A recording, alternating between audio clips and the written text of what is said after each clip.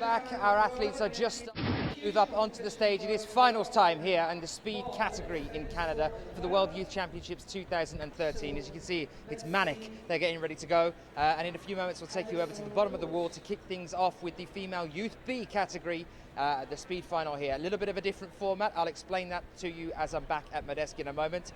For now, sit back, relax, and enjoy the speed finals.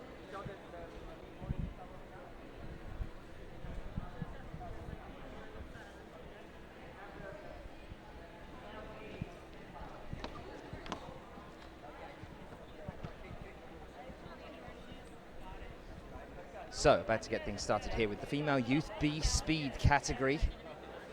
To give you an update on exactly how this works then, a little bit different to the qualifying rounds when it was the fastest time that saw these athletes through into the finals. Now we have the difference, which is that it becomes a race. And the way that works is that we take the fastest time from the qualifying rounds and we pair that athlete up with the slowest time from the qualifying rounds. And the next athlete will be the second fastest with the second slowest, and so on and so forth until we reach the middle point. When we'll have two athletes that were right next to each other on the qualifying section, competing for a slot in the 8 places that move forward into the next stage of the final. So 16 athletes here, and we're going to be losing half of them straight away in the very first round. The 16 that we have will go down to 8. The 8 that we have will go down to 4.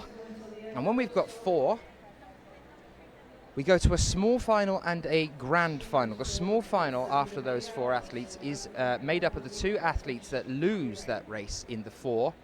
And they'll be competing for the bronze medal, the 3rd place. The 2 that win the races of those 4 athletes that are left remaining go forward into the grand final for the chance to win the silver and gold medals.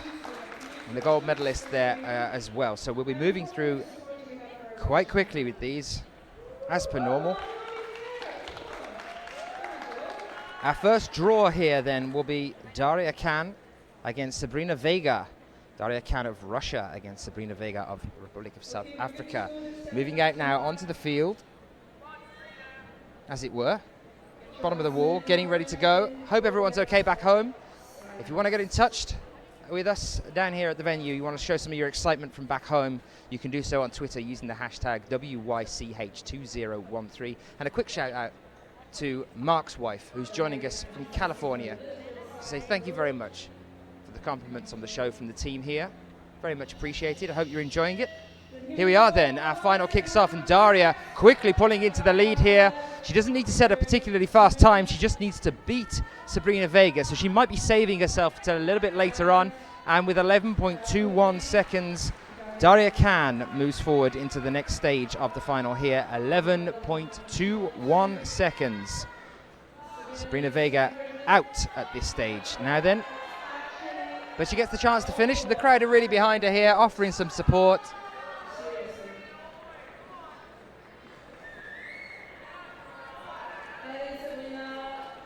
It's all encouraged.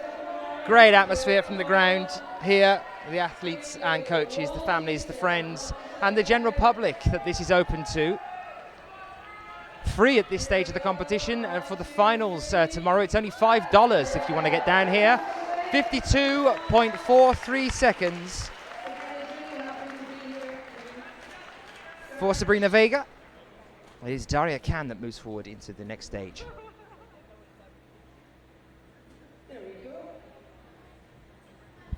And just to show you why some of that applause was so loud, it is the first time that Republic of South Africa have ever made a World Youth Championship finals. Sabrina Vega doing a first-time performance here in the top 16 athletes at the World Youth Championships for her country, and I'm sure you're all very proud of her back home. If you are sending some shout-outs to us on Twitter, let us know wherever you're joining us from. Sabrina Vega making history at the World Youth Championships here, 2013 in Canada. Our next 2 athletes then are Sydney Trinidad of the USA up against Alexandra Provalova of Russia.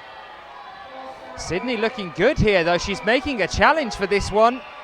Alexandra Provalova And we've had a full start here, unfortunately, with the time of 11.38 at the start. It won't be counted. They'll have to go again, unfortunately.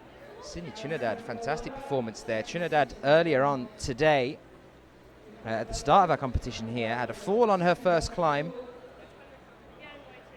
and had an 11.83 seconds on her second. Provalova, 12.64 on one climb and 12.13 on her second. So Sydney gets to go again, as does Provalova.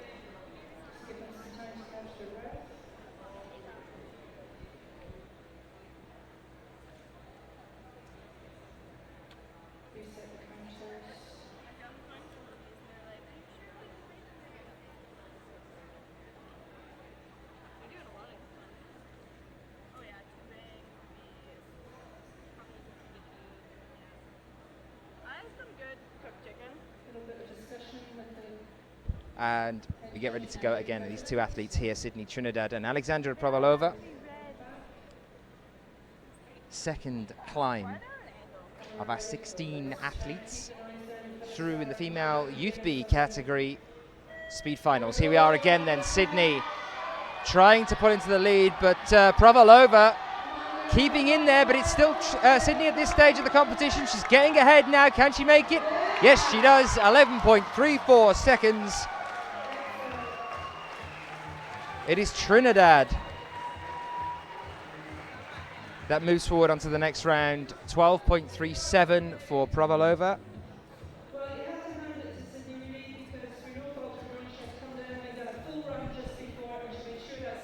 Fantastic that they can compete at the same level twice in a row, especially under the pressure of that first climb. When you come out here and you've got the crowd watching you, there's a huge contingent from the US here in the crowd cheering them on. The pressure of these athletes, especially at such a young age here at the competition, to be able to hold your nerves after that false start and go again and still put in as good a performance, that's just incredible. Fantastic mindset. We move on to our next two athletes now. Then it's Anastasia Manulova of Russia against Elena Moss of Canada. And here we are, Manulova taking the lead. Loads of support for Elena Moss here from the crowd, the home team. But with 10.77, it is Anastasia Manulova that moves forward.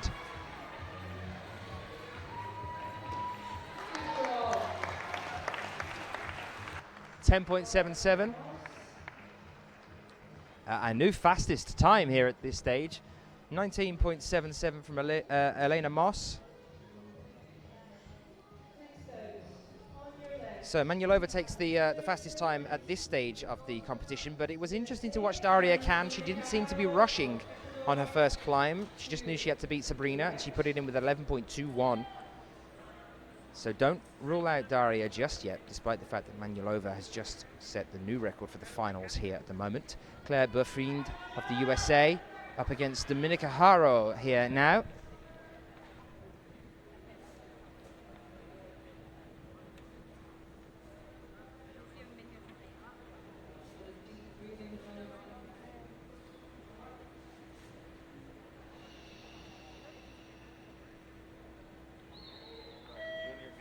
Here we go, Burfind putting a good performance earlier, and she's copying that just again here. A slip, falling back down against Ecuador, and Ecuador are starting to pull it back. Notice the little notch in their defences there, and it's trying to slip past them, but unfortunately no, it's Claire Burfind at the top there to 12.90 seconds. A shaky climb there from Claire Burfind, despite a strong start. You see Dominika noticing that opportunity of trying to pull ahead there, but unfortunately not quite able to get there. It is Burfind that moves forward now.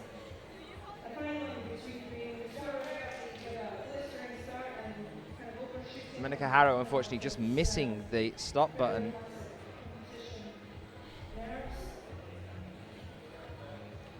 So our next two athletes are Katarina Barashuk of Russia up against Moikue Silva of Chile. Now, these athletes are more closely compared than the first athletes that we started with here.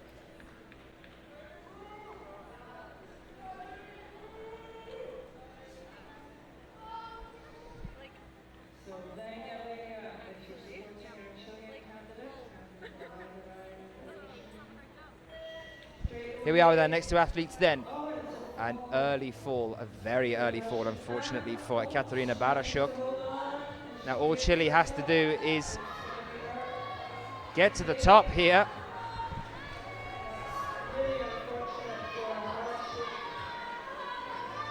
Loads of support still pouring in from the crowd behind us.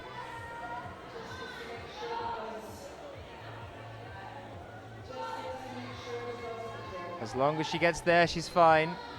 So she's being very cautious. 33.61 for Chile.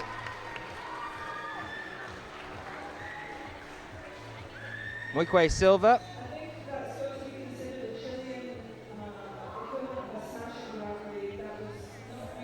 And next two athletes, Margarina Marsanova of the USA against Evelyn Fuchs of Switzerland. Earlier on then, Marsanova putting in an 11.54 and also a 14.20. Fuchs putting in a 12.48 and a 12.13. So Fuchs was the faster climber earlier on today.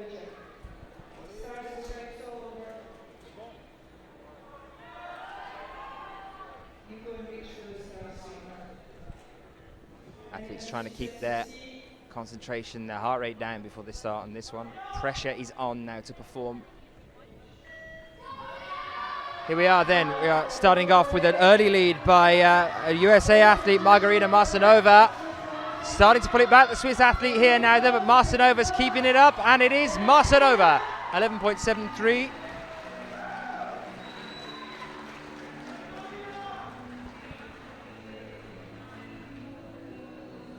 Evelyn Fuchs with a 13.06. So our next two athletes then, Grace McKeon up against Darmak Rengifo. Grace McKeon of the USA, Darmak Rengifo of Ecuador.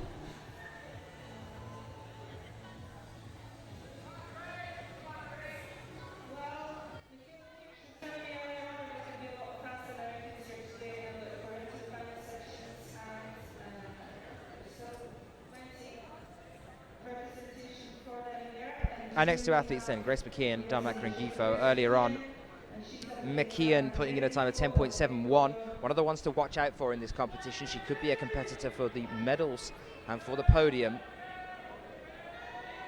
Darmak, a fall on her first climb. Here we are then. We have a full start. No, we don't. Sorry, somebody called it and that was wrong. It's Grace McKeon all the way here. Ecuador fighting for it, but McKeon still going. 12.89. Perhaps she knew she had a lead there because that's slow climb for Grace McKeon.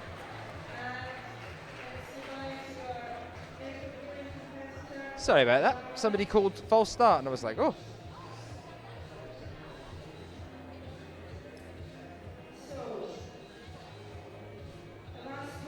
Yes, that wasn't a false start. That's all fine. Grace McKeon moves forward with 12.89. Ecuador with a 18.72 there from Darmak. Our next two athletes from France, Elma Fleuret, and from Germany, Florence Grunwald.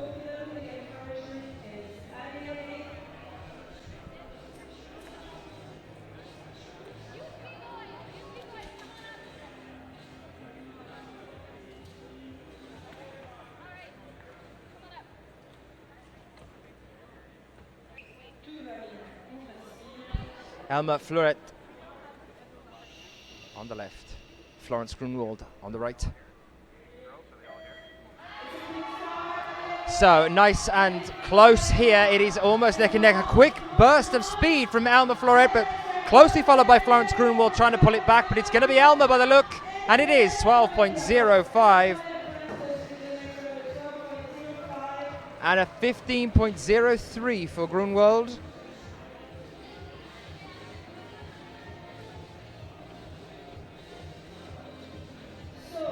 Fleuret moves forward into the next 8.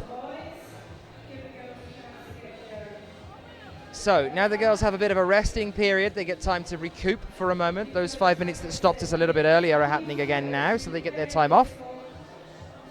We jump over to the Youth B boys now. Saw some good times earlier on today, a 7.52 from one particular Russian athlete, Vladislav Miznikov.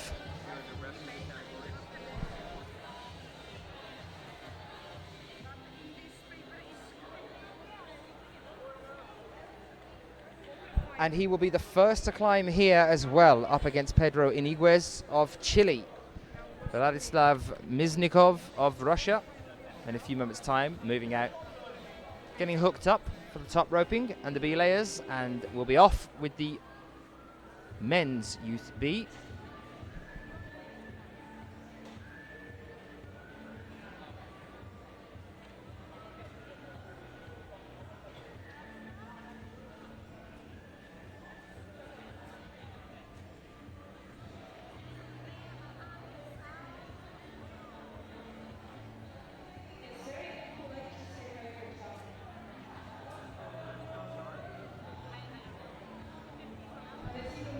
So, actually, an athlete, Pedro Iniguez, just getting hooked up there.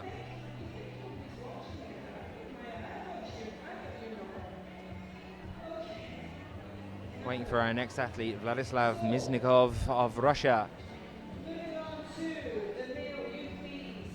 Definitely one to watch out for a potential of podiuming here, if not taking the gold medal, Vladislav. One of his major competitors still coming a little bit later on, Lev Rudatsky.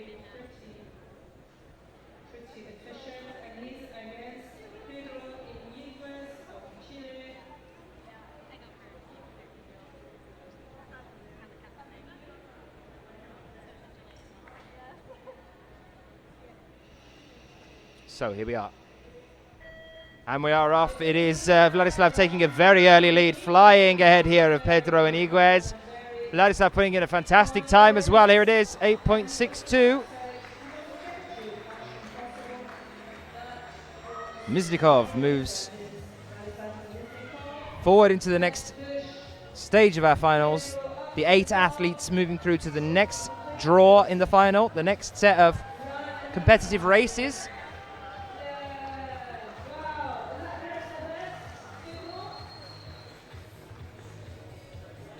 .24.86 for Pedro Iniguez.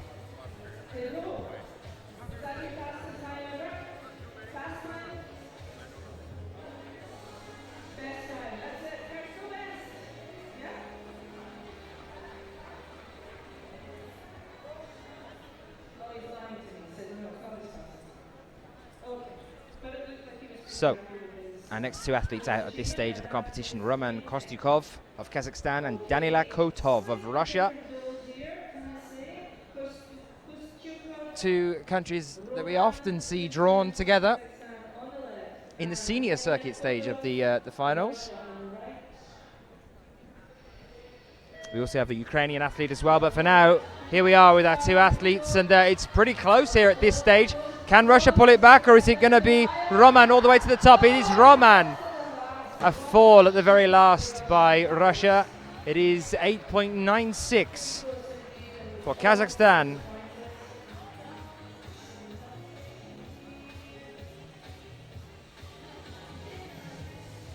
Kostyukov goes through to the next 8, where he will be drawn against Vladislav Miznikov. Not much difference in their climbs just either. Miznikov with a time of 8.62 on the first round. Kostyukov with a time of 8.96. So pretty close between the 2 of those athletes. Be interesting to see them moving forward into the next stage, how they get on competing with each other. We are now here with Brandon Liu of the USA up against Jean Salon Penqua of France.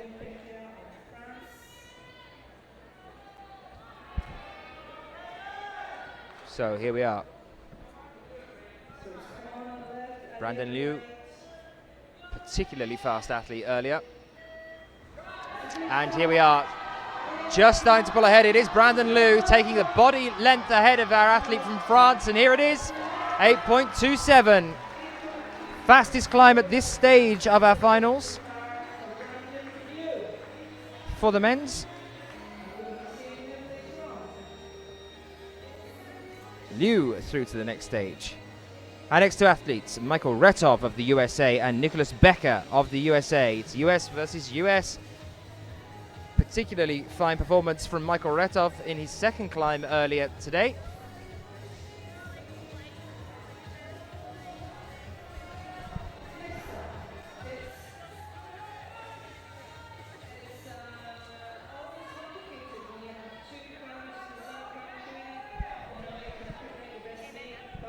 And here we are, our two athletes from the US.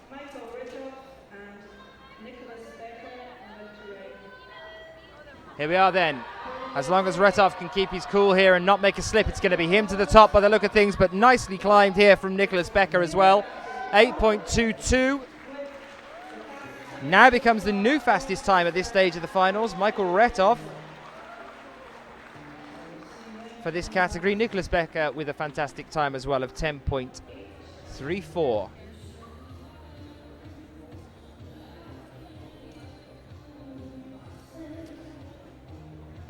Next athlete is the one to really keep an eye on as we move through this. It's Lev Rodatsky of Russia. We could be about to see a particularly fast time from him. Another possible contender for the podium here. He's up against Daniel Ponce of Chile.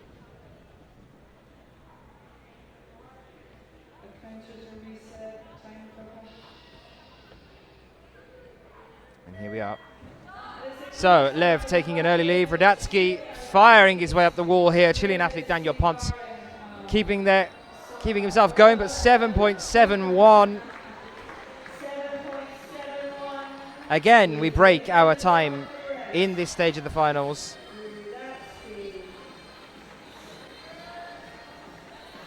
With Rodatsky, 7.71, a very nice climb. He's got a smile on his face, a little sly smirk at the bottom of the wall. He's obviously pleased with that one.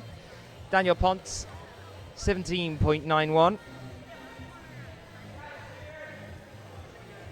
Unfortunately, at this stage, out of the competition. It is a race.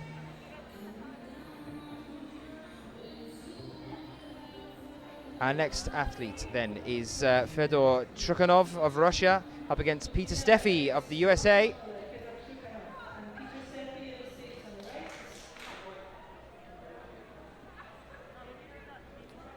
Athletes present themselves to the crowd and judges, then take the start positions.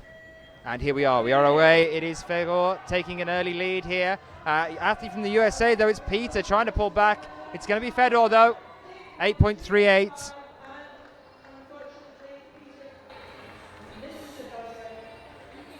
.38 for Trukhanov.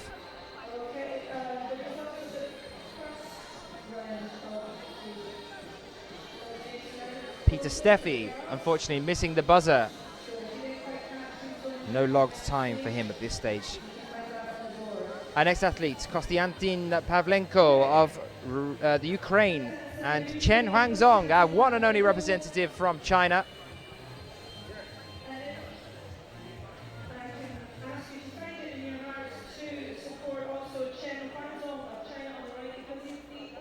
Shout out to Anna Banana, sitting in class watching World Youth Champs. Hope you guys are enjoying. So here we are. Konstantin Pavlenko on the left-hand side and Chen Huangzong on the right. Nice firm start. Unfortunately, a little bit of a fall there from Chen. Stall again there, and another stage, and it's going to be our athlete from Kazakhstan, 9.31. Sorry, from Ukraine. Athlete from the Ukraine. My bad. It is Pavlenko that moves forward. In my defense, they're wearing the same color tops. No, there's no excuse. 9.31. Pavlenko. Fastest time at this stage of the comp, though, is still Lev Rodatsky, 7.71 seconds. We have a Boulders Gym record with the potential of beating that one as well. It is 6.55 seconds. We can get psyched about the possibility of pushing to break that one a little bit later on. 6.70, I think, was the fastest time earlier on today. No, that was broken by the 6.55, so it has already been broken, or set here anyway. Two Ecuadorian athletes up for us now, Carlos Grania on the left and Marlon Alexis Pozo. And it's going to be Granza by the look of things. It is 8.75.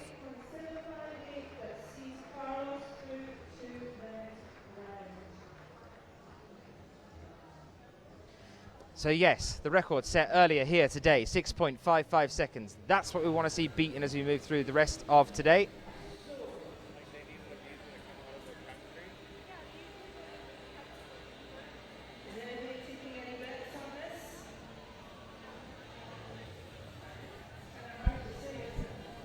So Nikita Shuryushkin is the man to beat. 6.55 seconds. For now, though, we leave the men's where they are. We let them rest for a little while, and we rotate back onto the Youth B girls for our 8 new stage finalists. Now competing for the 4 slots that get a real shot at the medals here. So, we have Daria Khan up against Sydney Trinidad. Now, Khan earlier was very controlled, just made sure she got to the top, wasn't too stressed about fighting against Sabrina Vega. She put in a time of 11.21. But it didn't seem like she was pushing. It's going to be interesting to see her climbing now against Sydney Trinidad, who put in a time earlier of 11.34. And she's got to start upping the pace a little bit here now if she wants to make it through into the next stage.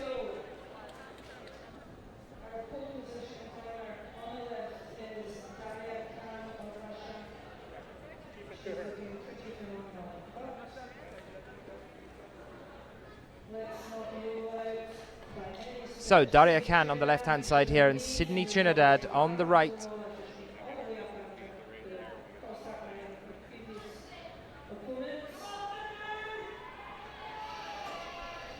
Here we are.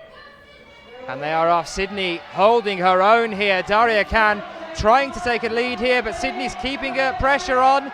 It's going to be Khan, though, by the look of things here. Yes, it is. 9.88.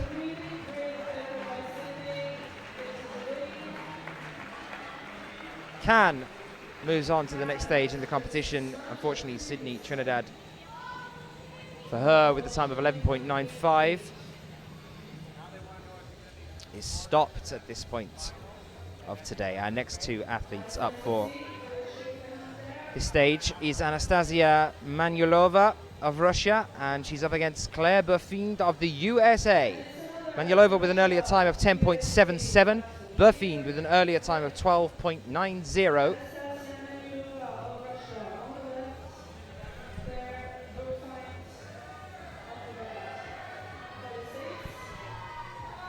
Eight athletes falling down to 4.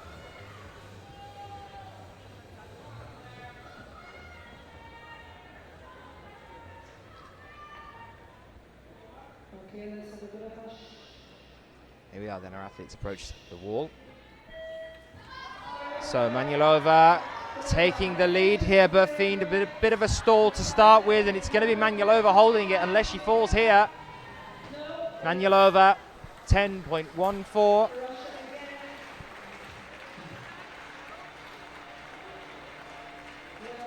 Manulova moves forward. She will be up against her teammate, Daria Khan, in the next stage here.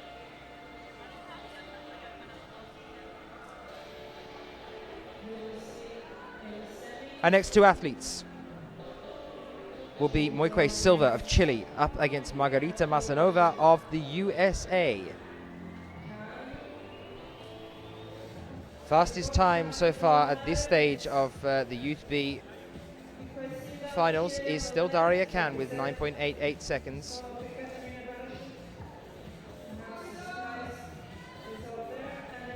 Our 2 athletes are ready to go. Silva on the left, Masanova on the right. Here we are, clean start. Masanova paused then for a moment. She stopped climbing. Masanova keeping a decent pace, nearly falls at the last there, 14.35. All she needed to do is get to the top. 14.35. It is Masanova that moves forward.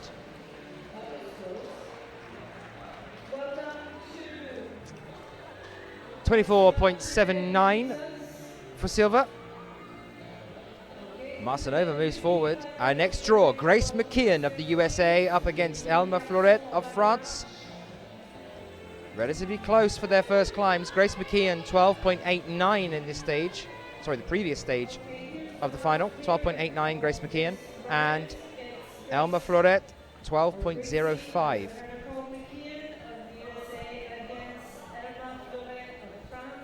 Grace trying to control her breathing here. Stay calm.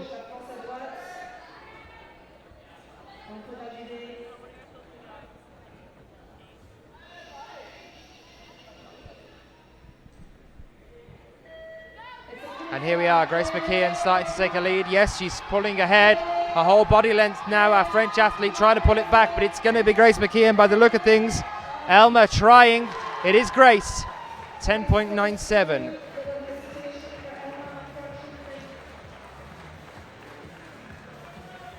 McKeon with a time of 10.97. So, our 4 athletes now moving on to the next stage of these finals will be Daria Khan, Anastasia Manulova, Margarita Marcinova, and Grace McKeon. And now we go back to doing the exact same thing we did a moment ago. We rotate yet again to give the athletes a chance to rest. We bring out the boys and we go over to their 8 semi-finalists in this next stage. And the first of them will be Vladislav Miznikov up against Roman Kostoikov. Very close earlier on today, 8.62 for Miznikov. Kostoikov with 8.96. This one could be tense. Can Vladislav secure the next place, or will our Kazakhstan athlete be able to beat him to the top? These are the guys that were first and second place ranked in their times coming through from the qualifying rounds.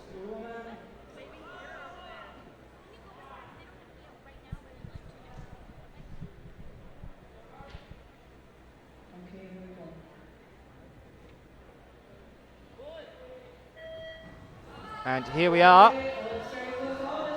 It's a good start so far at the moment, and it's Miznikov taking the lead. 7.57.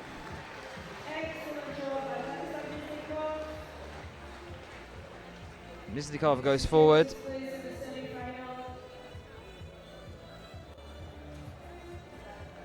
Our next draw, Brandon Liu of the USA up against Michael Retov of the USA.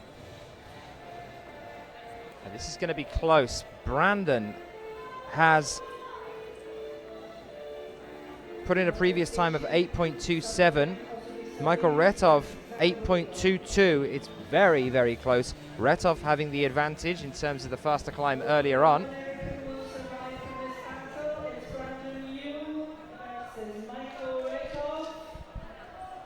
Here we are.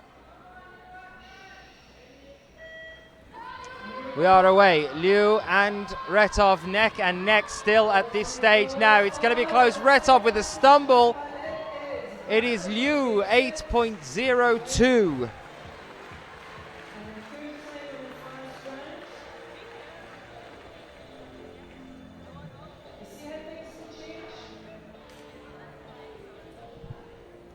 Brandon Liu goes forward to fight against Vladislav Miznikov in the next stage of the Male Youth B finals.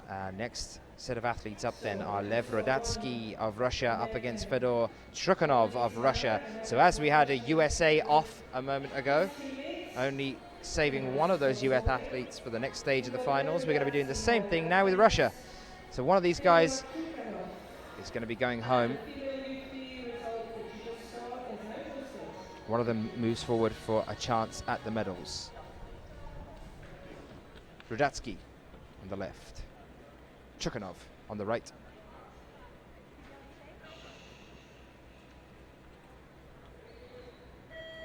Here we are, Trukhanov starting to take a lead, but no, Rodatsky's pulling it back. It's going to be close though. Rodatsky holding it so far, and it is Rodatsky, 7.51.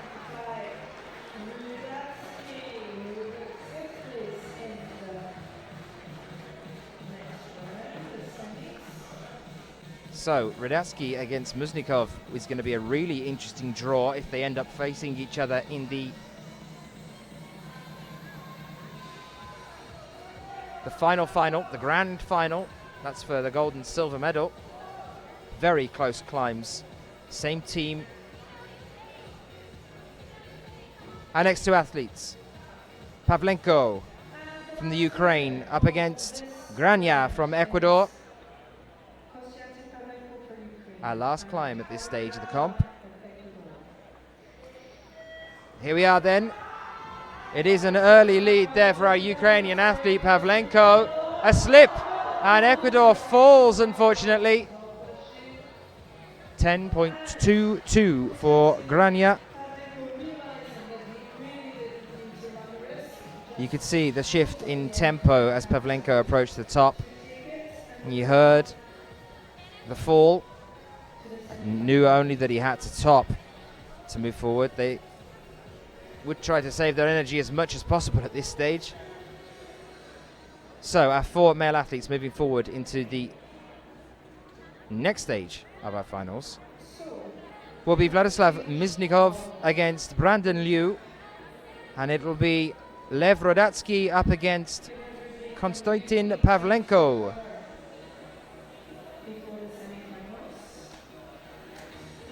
Time for us to switch yet again.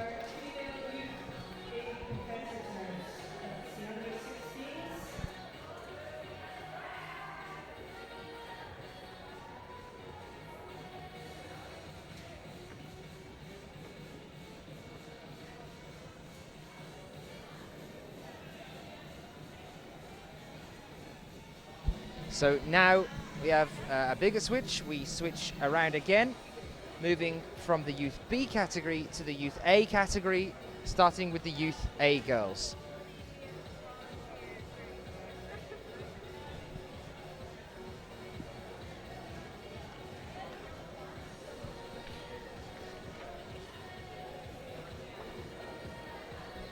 So our first draw here will be Patricia Chudziak of Poland up against Hannah Tolson.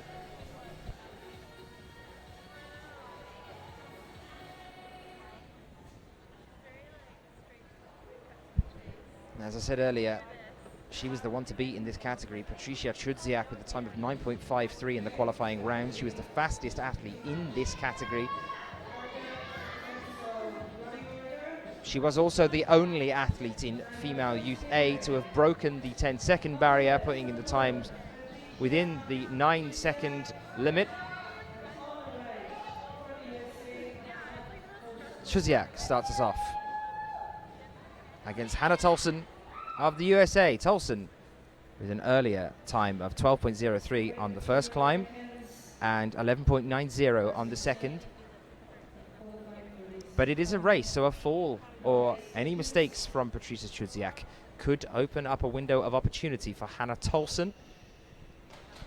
And that keeps the pressure on these athletes at this stage. Here we are, Patricia Chudziak taking the lead, but fair pulling back here from Hannah Tolson, trying to keep up with her, but it is going to be Chudziak, 9.95. Yet again, breaking that 10-second limit.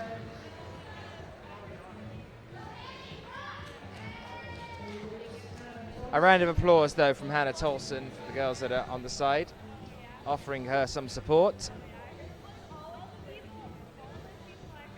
Our next two athletes will be Elena Markusheva up against Alexandra Elma. Markusheva of Russia and Elma of Austria. Markusheva with an earlier time of 11.19 on her first climb, 10.65 on another. And Alexandra Elma with a 10.69.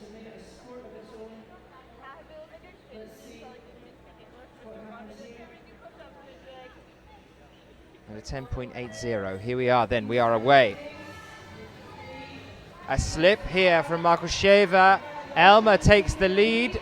Markusheva trying to pull it back and doing quite well. Here it is, it's going to be her. 11.12. Even after the slip, Markusheva, what a way to have a comeback at this stage of the competition with that slip there, and then still managing to push forward to defeat Alexandra Elma for a place moving forward with a time of 11.12. Incredible comeback there.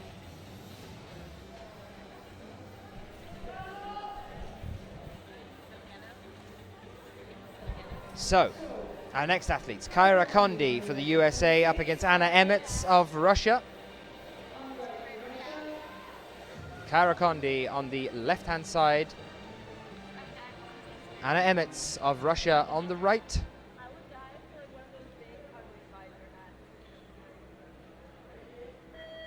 Here we are.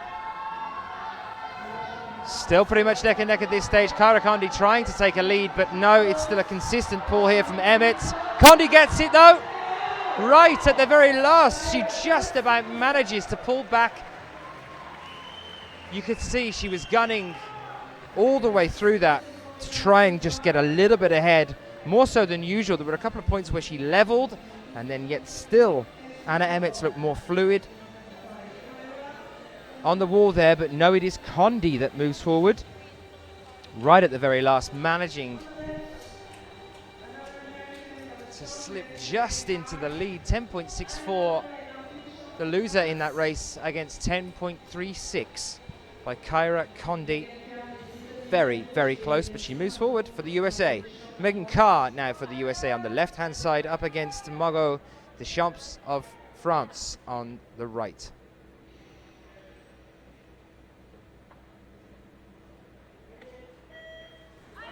Here we are then, Megan falling behind here. It is Margot. Megan trying to pull it back and managing it. She's doing the exact same thing as her teammate, and she does. 10.25. Megan Carr.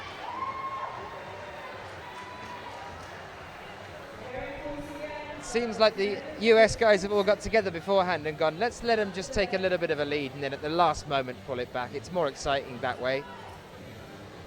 Megan Carr, 10.25, moves forward into the next stage. Svetlana Motovilova of Russia moves out next against Yelena Grunyashina of Kazakhstan.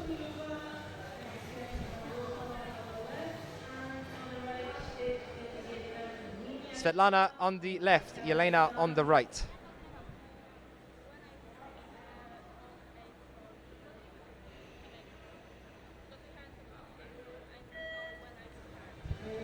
Svetlana here, taking an early lead. Yelena trying, but it's looking like it's going to be Svetlana. Oh, a slip and a fall. It is now down to Yelena, 11.74. 11.74. Grunyashina.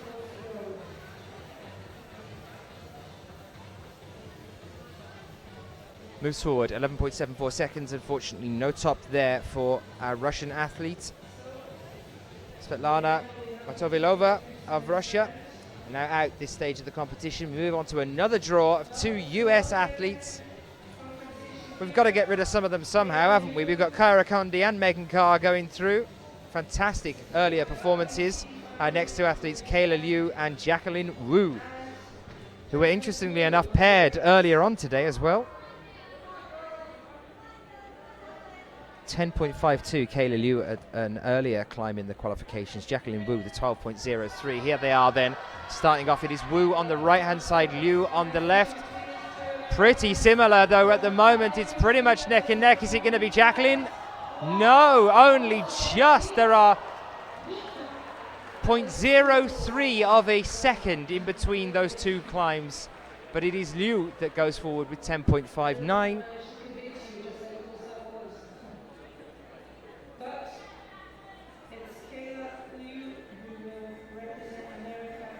0.03 of a second in between those two athletes then, but it is Kayla Liu that moves forward for the USA.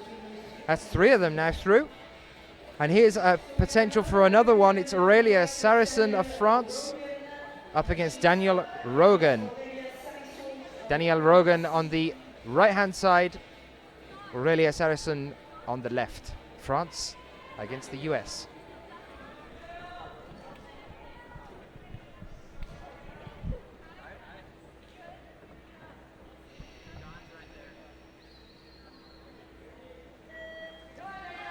Here we are then, Daniela and Aurélia. Aurelia starts to take a lead, only just though. A potential here for Danielle. No, it's going to be Aurelia. 9.84. The new fastest time at this stage of the comp. It is Aurelia Saracen that moves forward.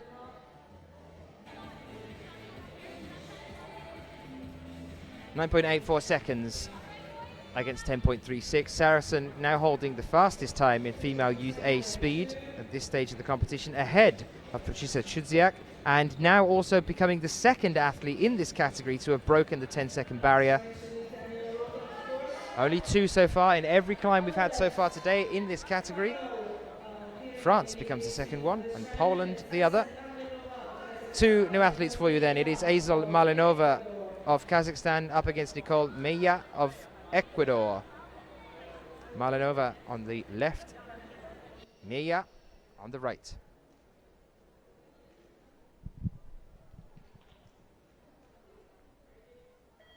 Here we are then, Meya trying to take the lead. Malinova starting to pull it back, keeping it neck and neck, and here she goes, progressing into the lead. It is going to be Malinova by the look. A slip at the very last. That couldn't have been closer to it. A slip on the last move from Azel Malinova gives it to Nicole Meya of Ecuador in 10.54 seconds. Meya moves forward.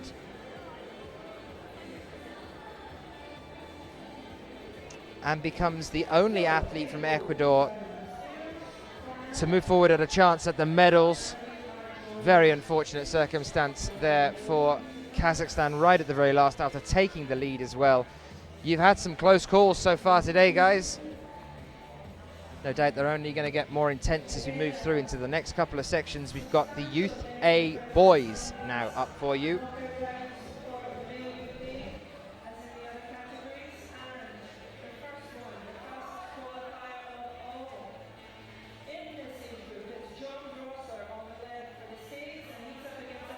So another hope for the USA, the fastest athlete to qualify into the finals. It is John Brosler of the USA.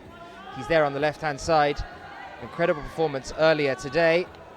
7.27 seconds from Brosler, and then he bested it with a time of 6.77. He's up against Zazlan Kustayev of Kazakhstan. Kustayev on the right, Brosler on the left. Here we are then, Brosler. It is Brosler. Kustayev trying to come back, but it's going to be Brosler again here, 7.66 seconds. Brosler moves forward into the next stage of our finals. I hope you're still sticking with us with all this jumping around, guys. I know it's complex, but we have to keep moving around to give the athletes a chance to rest, otherwise it would just be race after race after race. And it can start to affect them, so we move through all the categories and then we'll go back to our Youth B finals section, starting with our small final starting with our athlete draw for the grand final. Then we'll have our small final, then the grand final afterwards. So there'll be 3 races for each category after we've done all of these qualifying draws for the current categories we're on at the moment. We've got the juniors still to come. And then 3 more climbs of the Youth B categories, 3 more for the Youth A's after that point, and 3 more for the juniors as well. Our next 2 athletes is Zakirov taking a leave. A Swiss athlete, Gianluca, falls unfortunately, and it is Russia, 7.43 seconds. Zakirov moves forward.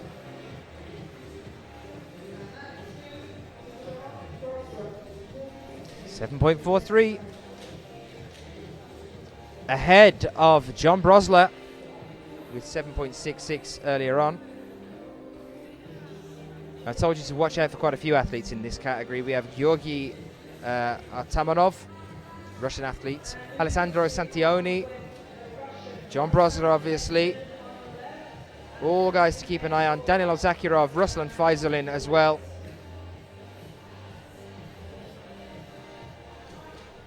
And for now, we move on to Ruslan Faizulin against Alexander Kukuyenko. Here we are, Faizulin taking an early lead. Kukuyenko falling back a little bit here. Faizulin, 7.19.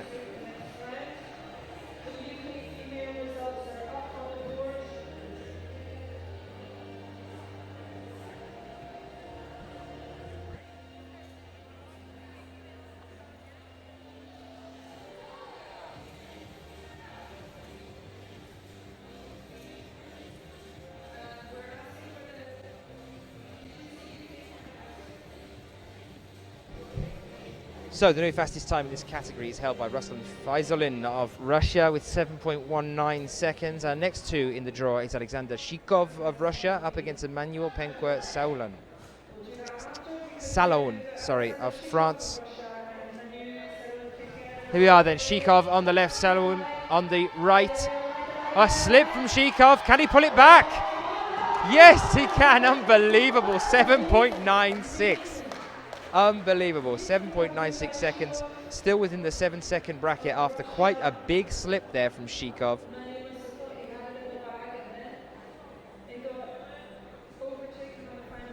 Emmanuel Penque Salaun, unfortunately, out at this stage.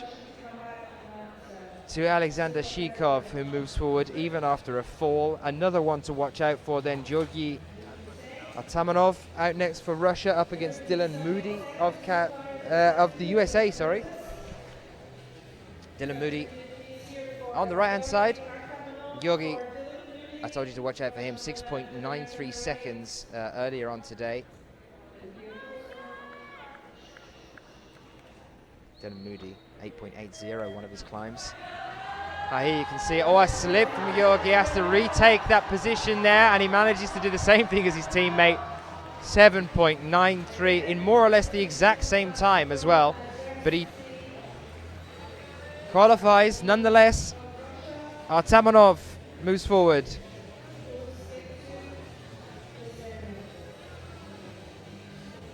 We've got an exciting draw up for you next as well. Brendan Mitchell up against Jan Kris of the Czech Republic, Brendan Mitchell of the USA. Both these guys pretty fast. Trying to earn a place as one of the 8 athletes going through to the next stage.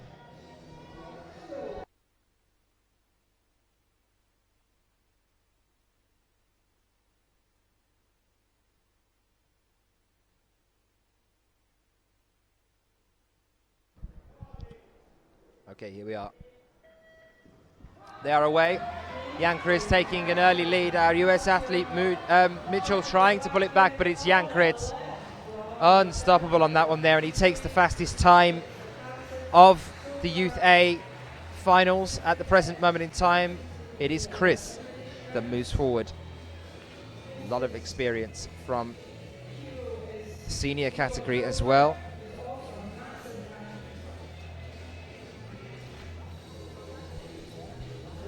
Alessandro Santoni up against Jake Kris next. Santoni of Italy, Jake Kris of the USA. Santoni, another one to watch. You watch the way that he controls his breathing at the bottom of the wall here. If you can see, eyes closed, even though that rope's actually smacking him in the face, unfortunately. Bilet's a bit too keen there for that. He was trying to get his concentration started. But a clear procedure to start him off, trying to get himself into the zone.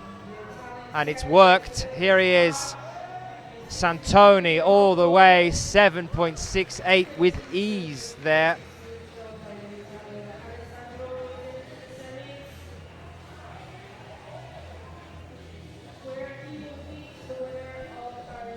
Very nicely done for Santoni.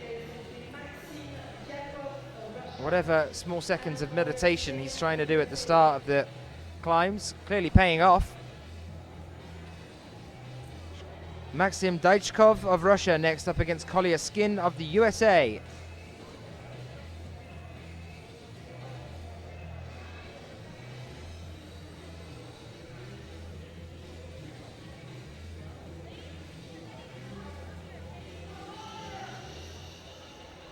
Athletes approach the wall. Here we are then, Daichkov trying to take the lead and succeeding at this stage. Skin trying, but unfortunately a bit of a stall earlier on. 7.49 seconds. It is Daichkov that goes forward. 7.49 against 10.70.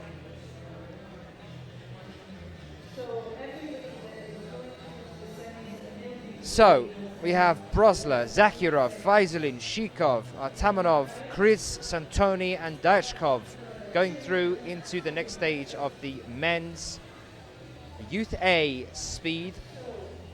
For now, we let them rest. We go back over to the Youth A girls.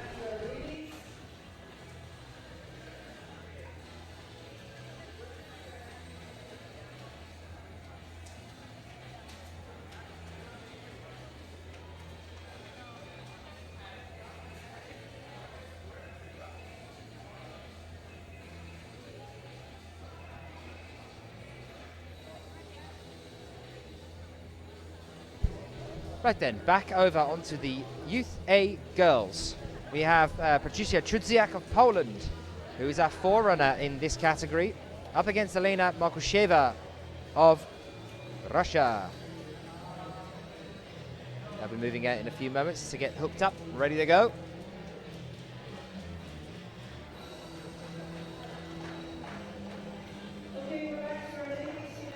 Send in your support, guys. Get in touch with us. You can do so on Twitter by using the hashtag WYCH2013. That goes the same for just saying hello or any questions you might have.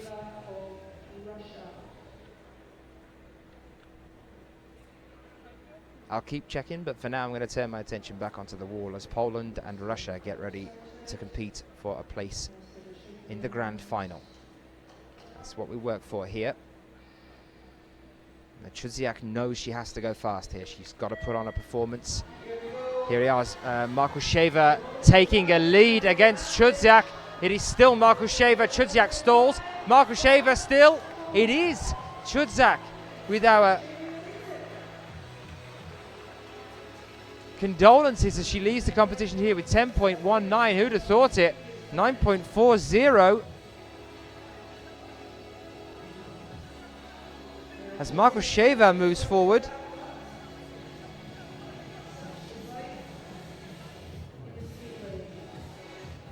A couple of falls, or stumbles rather, earlier on during that competition there, and that's why it's cost her that place here. Trudziak now leaving the competition despite being the forerunner in this comp. Markusheva still now also with the fastest time in this group with 9.40, a new record for the female Youth A girls in this final. 9.40, and it is Elena Markusheva here. Our next two athletes, Kyra Condi up against Megan Carr. Very, very similar times so far. It's two athletes from the USA. It is Condi on the left, Carr on the right. Carr falling way behind here, though. It's going to be Condi by the look of things. Carr trying to pull it back, but no, it's Condi. 10.76. She goes forward and up against Markusheva in the next stage, which will be a little bit later on. It is Condi. Congratulations to Kyra there. Our next two athletes then will be Yelena Grunyashina of Kazakhstan up against Kayla Liu of the USA.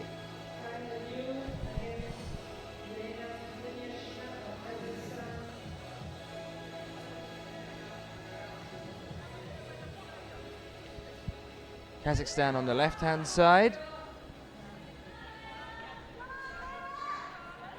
Liu for the US on the right. Grunyashina on the left, Liu on the right. Here we are then. Liu, a handhold ahead. Falling behind now as Grunyashina takes the lead. Liu pulling it back. It's close. It's going to be close. It is USA with 11.25 seconds. That was very close, but it is Liu that moves forward. Unfortunate there for Grunyashina, who was holding it for quite a while. Liu trying to calm herself down now that she's back on the ground. So much pressure on these guys. So these two athletes will be up against Liu in the next stage of their final. Aurelia Saracen up against Ecuadorian athlete Nicole Meya. We have some support pouring in from Nicole Smith saying, "Vamos, Nikki."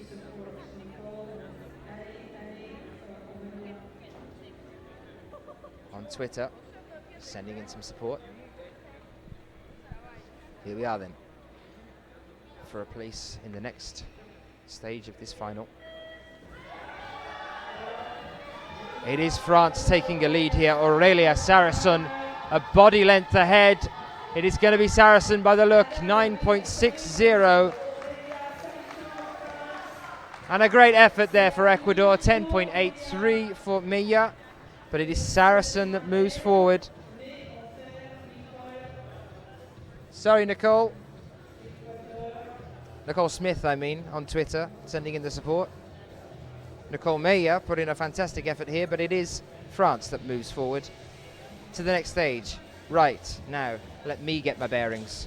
We're going to be moving over onto the junior category now. No, we're not. No, we're not. I am getting myself confused. I apologize. We're going back to the Youth A boys, to the next stage of theirs. We have taken 8 athletes just down, 16 athletes down to 8. We are now going to take 8 athletes down to just 4. Yes.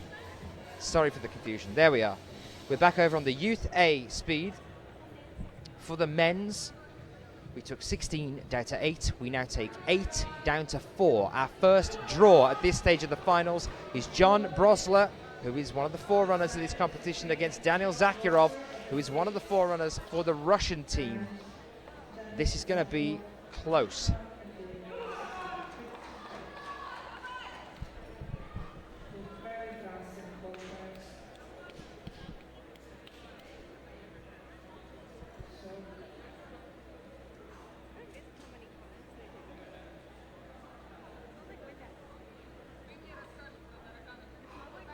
Athletes waiting for the AOK from the belayers and the judges. It has been given. They take their starting positions. John Brosler up against Zakirov. It's going to be fast. John Brosler firing into the lead here, not waiting round at all. It's Brosler, 6.80.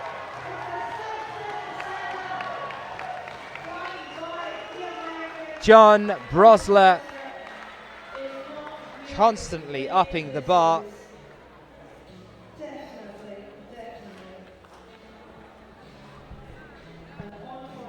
Unfortunately, we say goodbye to Zakirov.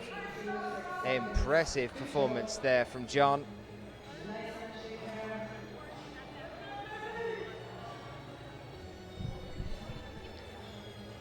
Ruslan Faisulin up against Alexander. No, getting myself confused again. I apologize. Ruslan Faisulin up against Alexander Shikov.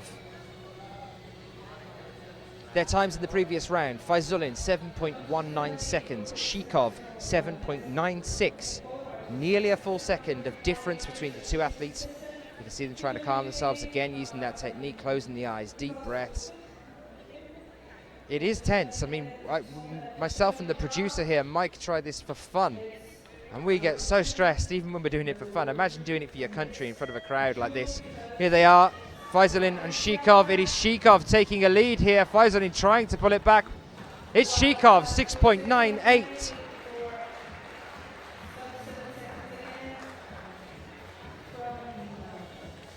Shikov moves forward to the next stage of our finals. He's up against Brosler, but it is still Brosler with the fastest time in the finals for the boys, 6.80 seconds. The US proving that they are a contingent to not be messed with. Definite contenders for medals here. So, our next athletes. We have Georgi Artamanov of Russia up against Jan Kriz. This is going to be good. Artamanov 7.93, Kriz 7.12. Both athletes with previous experience on senior level competitions.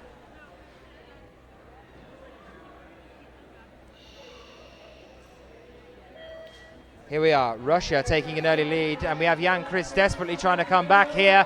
Can he do it? A pause from Russia. It is 6.87. It is Kriz that goes forward after Russia led the way for most of that. Artamanov unfortunately leaves the competition here. Fantastic performance though, 7.03 seconds.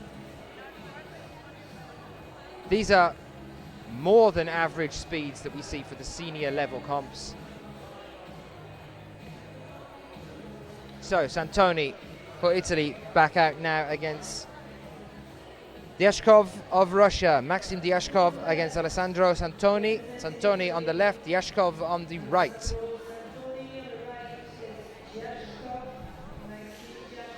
And this is to be up against Kriz in the next stage of the male Youth A finals.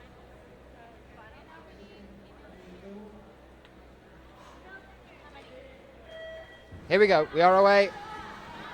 It is our Italian athlete Santoni at the moment. Dyashkov trying to pull it back.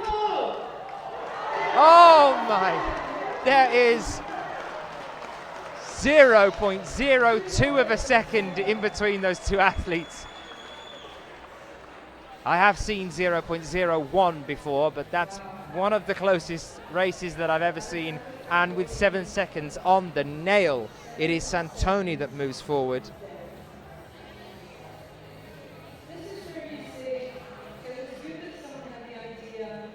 Very, very impressive climb.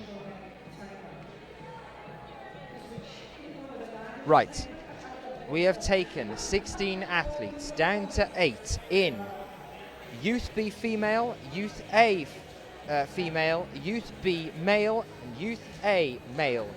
We now go over to take 16 athletes down to 8 in the junior female category.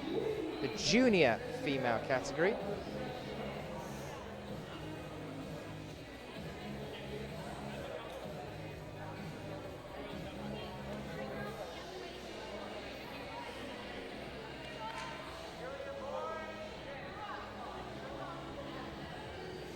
Starting with the junior girls, some very impressive athletes in this stage of the competition. These guys very frequently been seen on speed senior circuit for the IFSC World Cups. Rudzinska is in there, world ranked number 3 at the moment. Anouk Jalbert is in there as well. Esther Bruckner, previous world record holder, on a senior level that is also in here as well. Nina Latch, we've seen her at senior comps.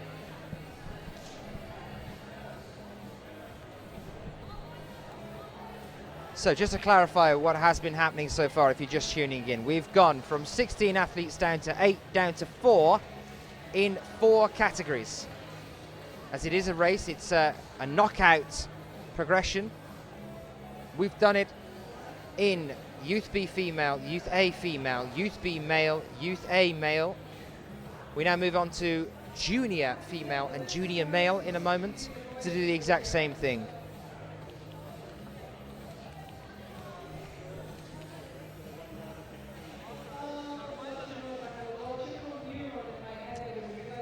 Okay, and just to confuse you, I've just been told something different. As there are only 8 female athletes in the female junior speed, we don't have a full contingent of 16.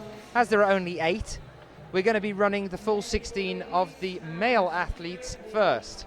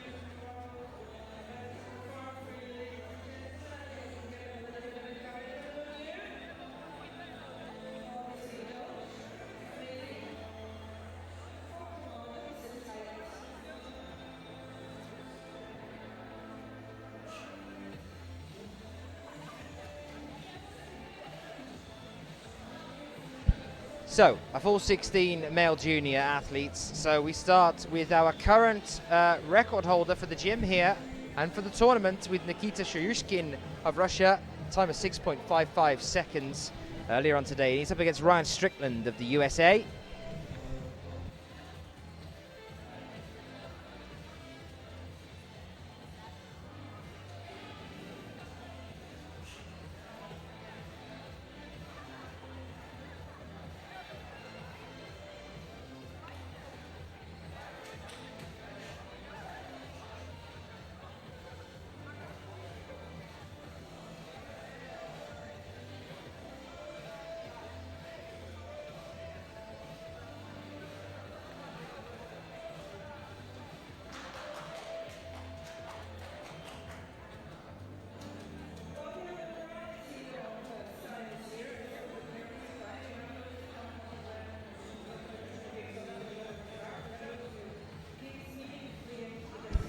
So our athletes start to move over onto the wall then. Nikita Shyushkin of Russia up against Ryan Strickland of the US of A. Earlier times, obviously the 6.55 for Nikita Shyushkin was his best time. For Ryan Strickland in the qualifying, 10.19 on one of his climbs. I believe a fall on the second, on one of the other ones as well. So his one and only time he's put in so far is 10.19. It was enough to get him through into this stage, put him through to the finals, but he is up against Nikita now.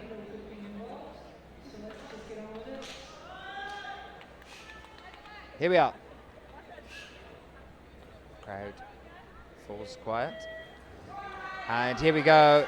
It is Nikita all the way with ease at this stage. Ryan really powering for it, but 7.17.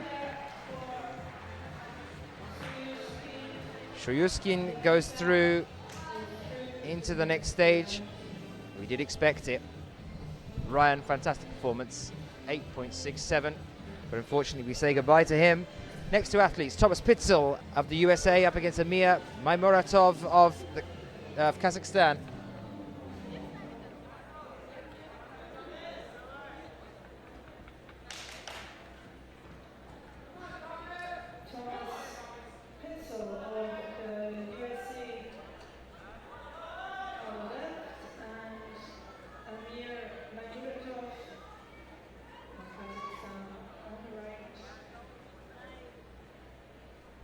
Thomas Pitzel on the left-hand side, Amir Maimuratov of Kazakhstan on the right. Thomas against Amir.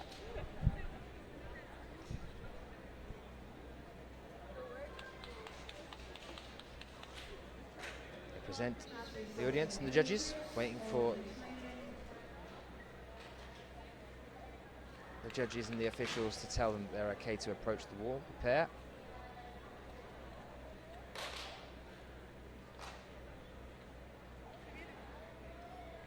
Don't forget, tomorrow we've got a full day's climbing and the semis of the league climbing in the morning and the finals in the evening, and then close the ceremony. We'll give you all the details of that before we close up tonight. Okay, we're good to go. Thomas on the left, Amir on the right. Here we are then, we are away. It is Thomas falling behind here, behind Amir. Amir is powering his way up here now. That is fast, 6.67. Very, very close to Nikita Shyushkin, 6.55. I think Nikita has something to worry about now in Amir Maimuratov coming through.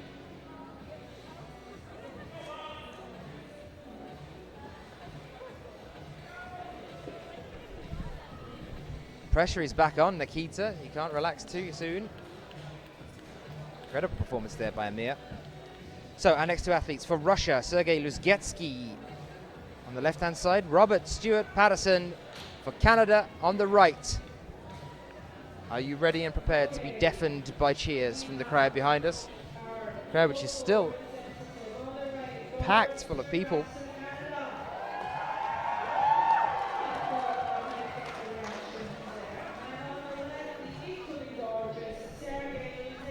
Sergei Luzgetsky for Russia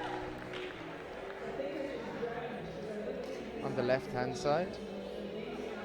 Robert Stewart Patterson on the right.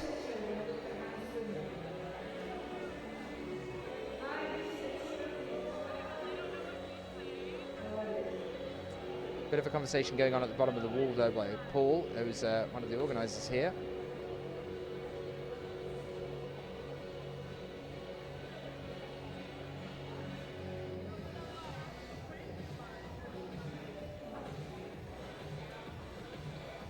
For a moment then it looked like Sergei was about to get the giggles. I think he's managed to control himself. Yes, he has. We now approach the wall. Robert Stewart Patterson looking very serious. Here we are away. Luzgetsky takes the lead. Stewart Patterson has a fall, not a fall, but a stall there a moment ago. 7.21, it will be Luzgetsky going through.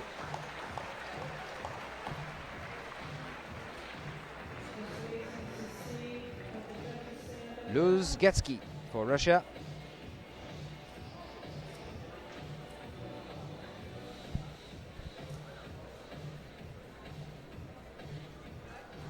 Next athletes will be Quentin Nambo of France up against Semyon Chesnokov of Russia.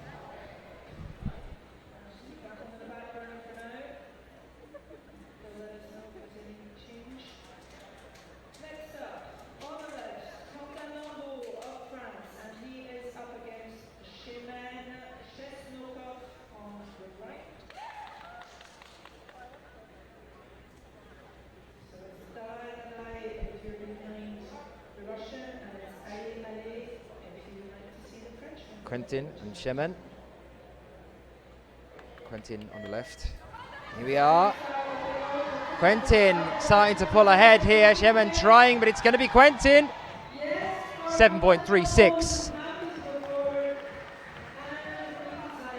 It is Nambo that moves forward. Fastest time so far in this group is Amir Maimuratov of Kazakhstan. At this stage of the finals, fastest time overall in this group is Nikita Shryushkin of Russia with 6.55 seconds. Just to give you some sort of idea of scope, when you say 6.55 seconds and that sort of speed, the world record was for quite a long time in the seniors, 6.26 seconds. That was set by Quixin Zong of China.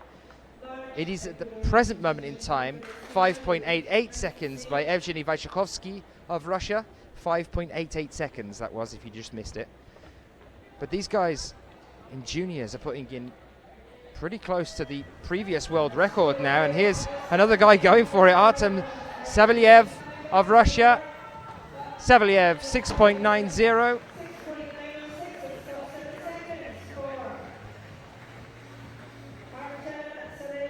Savelyev goes through to the next stage, where he will face the winner of this next race between Josh Levin of the USA and Guillaume Moreau of France.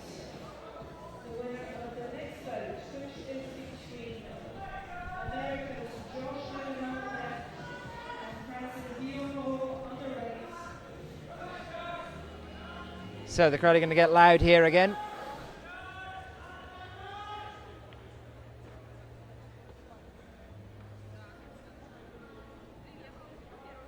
Josh looks very, very focused at this stage. He knows he's got to be fast here. Guillaume put in a good time earlier. Here we are. Josh is in the lead at the moment. Guillaume trying to pull it back. It's going to be close, guys. Oh, it is Guillaume Moreau. Guillaume Moreau again by 0.02 of a second. That's 2/100ths of a second. Josh Levin's going to be disappointed by that. 7.13 seconds, but he goes through. Moreau. Josh Levin 7.15 though, an incredible performance there. Very, very close. He was leading for most of that race. Very unfortunate to be losing Josh.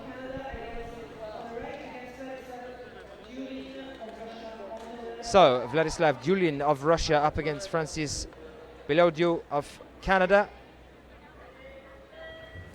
Here we are, Vladislav on the left, Francis on the right. Vladislav taking the lead. Francis trying for it, but it's going to be Vladislav. A stall!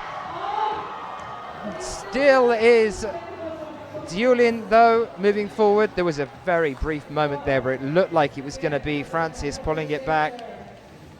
The crowd knew it as well, but it's Dulin that moves forward. Vladislav Dulin of Russia at a time of 8.10. It's still 6.67 at this stage of the competition. It's going to be very, very interesting to see Shryushkin and Maimuratov of Kazakhstan going head-to-head in the next stage of this final. We look forward to that. At the moment, though, Konstantin Pale of Russia up against Raishat Kaibulin of Kazakhstan. It's a clean start. They both paused there for a moment. They thought it could have been a false, but it's not. It's a clean start. And Russia's got quite the lead there at that point. 9.34. The athletes and the audience not quite sure what's happening there. I think for a moment it's a very quiet response. It is Pale that moves forward. So our 16 athletes down to just 8 now in the male juniors category. Those 8: Shoyushkin, Maimuratov, Ruzgetsky, Nambo, Savelyev, Moro, Dulin and Pale. Those are our 8 athletes through to the next round. And now we can go over to the junior female category.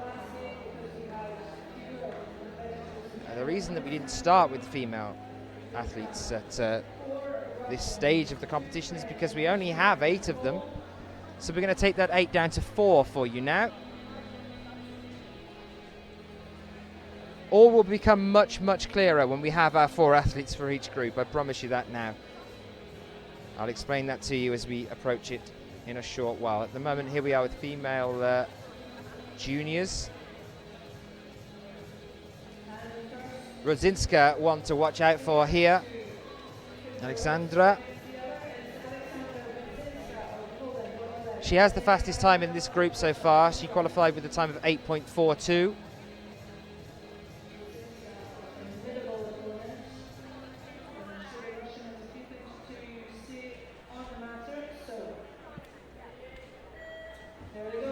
Here we are off. It is Rodzinska taking an early lead. She's up against Valeria Baranova of Russia.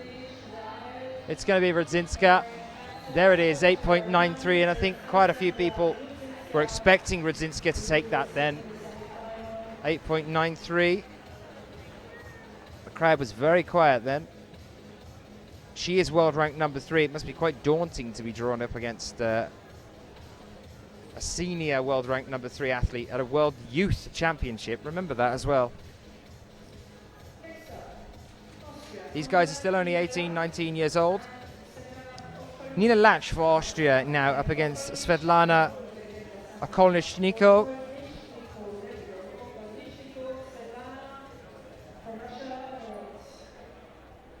Svetlana on the right-hand side, Nina on the left.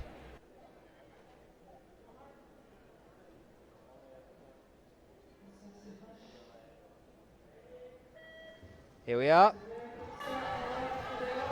Neck and neck still at this stage. Svetlana looking like she really wants it. Nina Lach getting there, but it's going to be Svetlana, 9.42, that moves forward now. Okolnichniko, Svetlana Okolnichniko of Russia moves forward.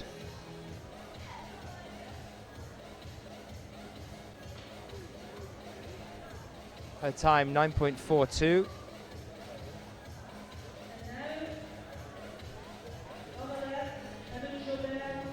Anik Jobert up against Tatiana Skorodumova.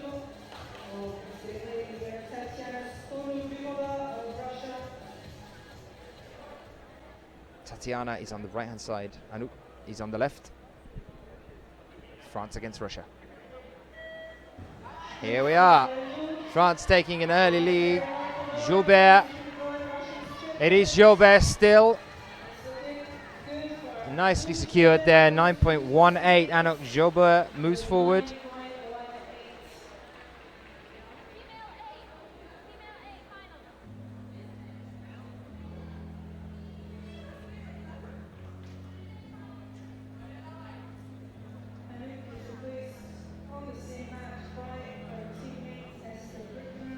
So our next athlete up is a previous world record holder. It is Esther Bruckner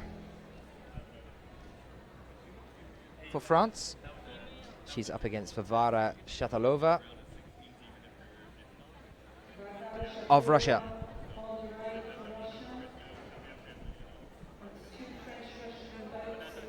Varvara on the right, Esther on the left. Here we are, and it looks like Varvara wants this, and it's France behind here. It looking like it could be Varvara all the way to the top. Can she pull it back? It is. It's the Russians that move forward. Esther Bruckner is out, which is very surprising. It's Varvara Shatalova that moves forward.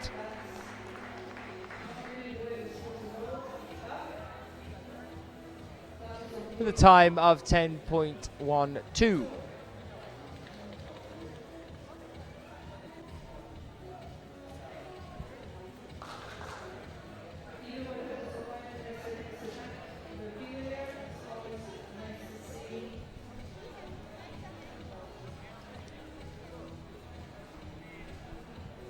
I do believe in a moment, although they have to wait for the 5 minutes, we'll be going back to the junior males to take them down to just 4 athletes. So they get 5 minutes to rest in between. So a couple of seconds now, we'll be getting ready to go with them.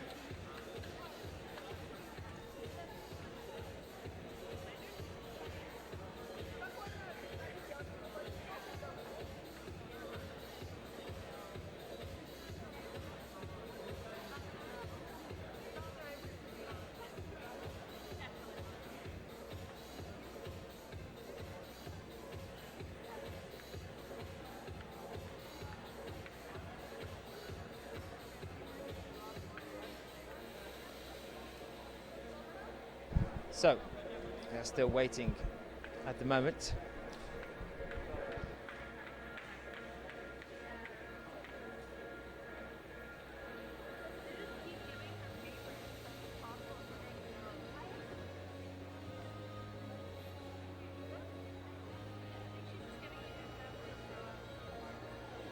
Few moments. I'm just trying to find out exactly what is going on. I do believe that it's because we're waiting for the 5 minutes to run down so that the boys can come back up and then we can take them down to the right amount of athletes going through to the next stage.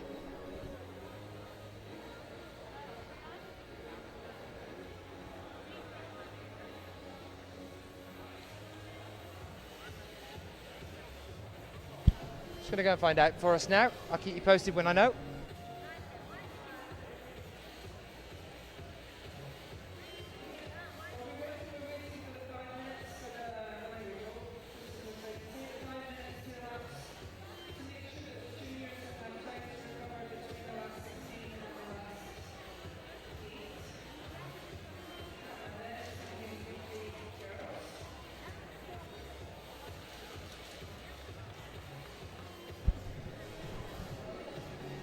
So we are waiting for those 5 minutes, but the other thing that we have just been notified of by Mike, my producer, is that there's been a bit of an appeal, so we're just waiting for that to be sorted.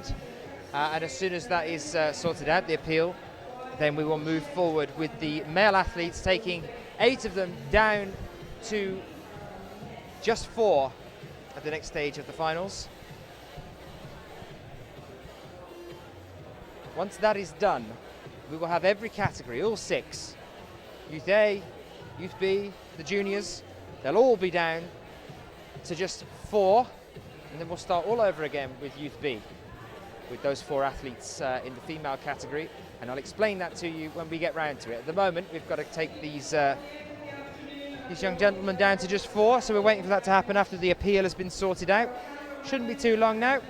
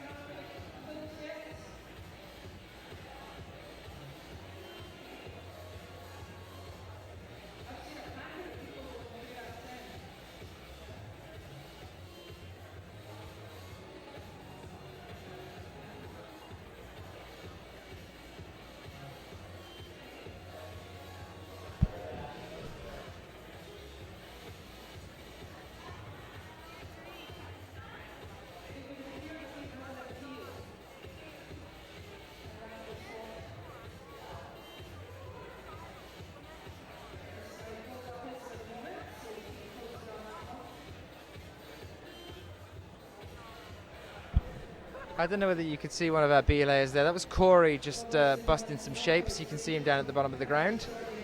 Still going for it. Up in the far corner.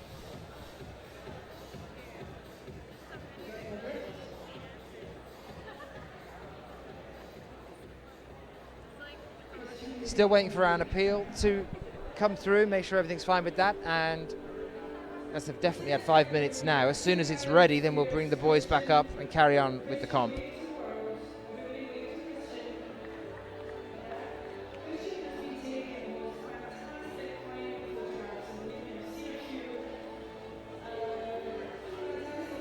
Huge crowd still here behind us.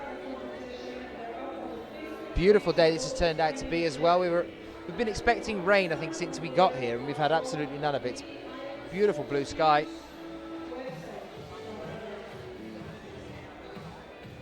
It's looking like something might be happening with the officials now, so in a moment I'm sure we'll have things underway.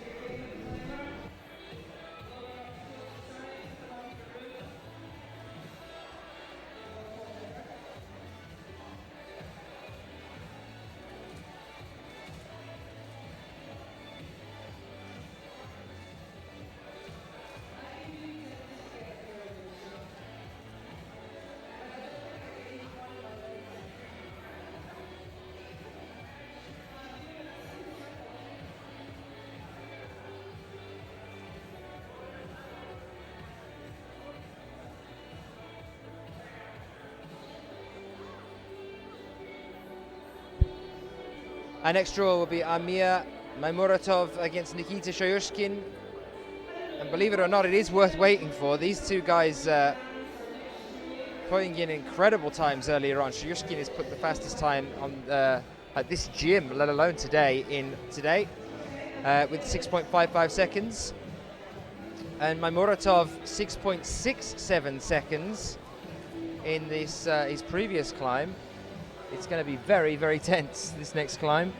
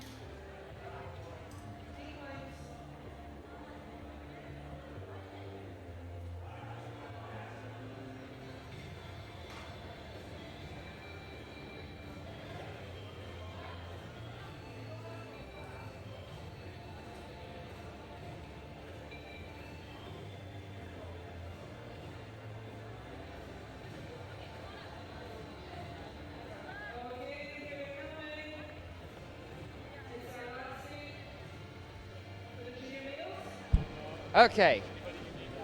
It looks like we are ready to get things started here.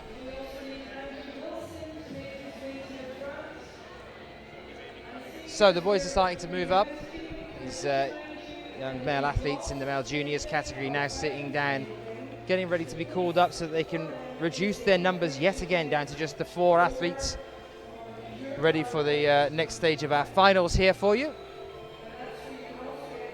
Time to come back, guys, if you're watching at home and you've drifted away during that brief break. Apologise for that. It was due to an appeal that was happening here. And also waiting for these guys to have a little bit of extra time to rest. We are back, we are ready to go.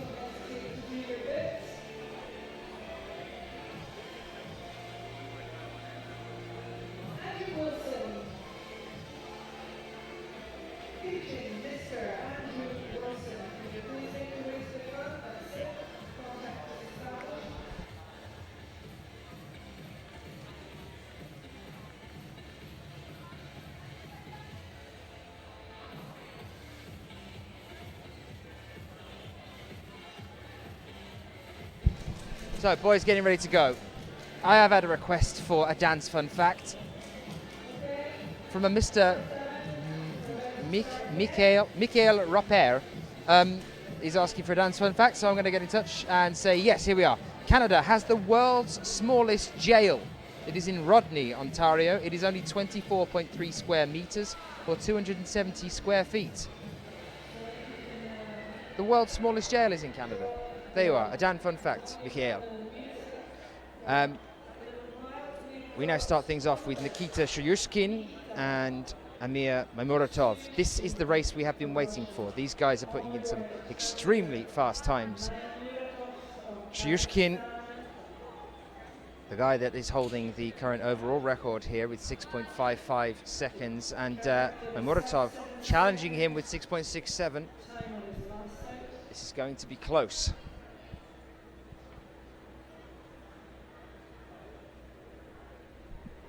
We're just waiting for our starter, and we'll be away. We are just waiting for our officials to sort out another situation here at the moment. Okay, it seems this appeal is still ongoing, so Oh, it's looking like the appeal is still ongoing at the moment. There's something else happening here. So while it is happening, I have the very lovely pleasure of speaking to Mr. Andrew Wilson, who was the very first person to put together a World Youth Championship team from Canada all the way back in 1999 was the first year that I brought a team. I wanted to talk to you, Andrew, about the progression of Canada and its participation in the World Youth Championships.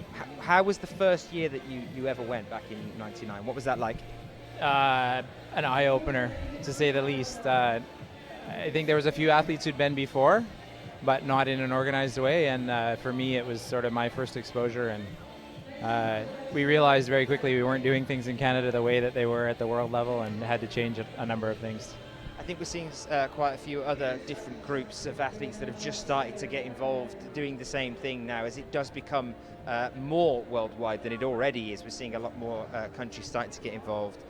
Ecuador have skyrocketed over the last few years. We've got Chile now getting involved. RSA guys are here as well. Australia are starting to put together teams and bring them across. So for you, how has the progression been for yourself watching them over the years as Canada and other countries have joined in? Yeah, I mean, obviously the event's grown enormously. There's more countries, there's more athletes. The level across the board has been higher. And for Canada specifically, you know, I think it took us 3 or 4 years after that first one to get athletes into contention in the top level. And at that point, it was only 2 or 3 per year. And now we're seeing just that our levels are, you know, we're still looking for podiums, but overall our levels are higher.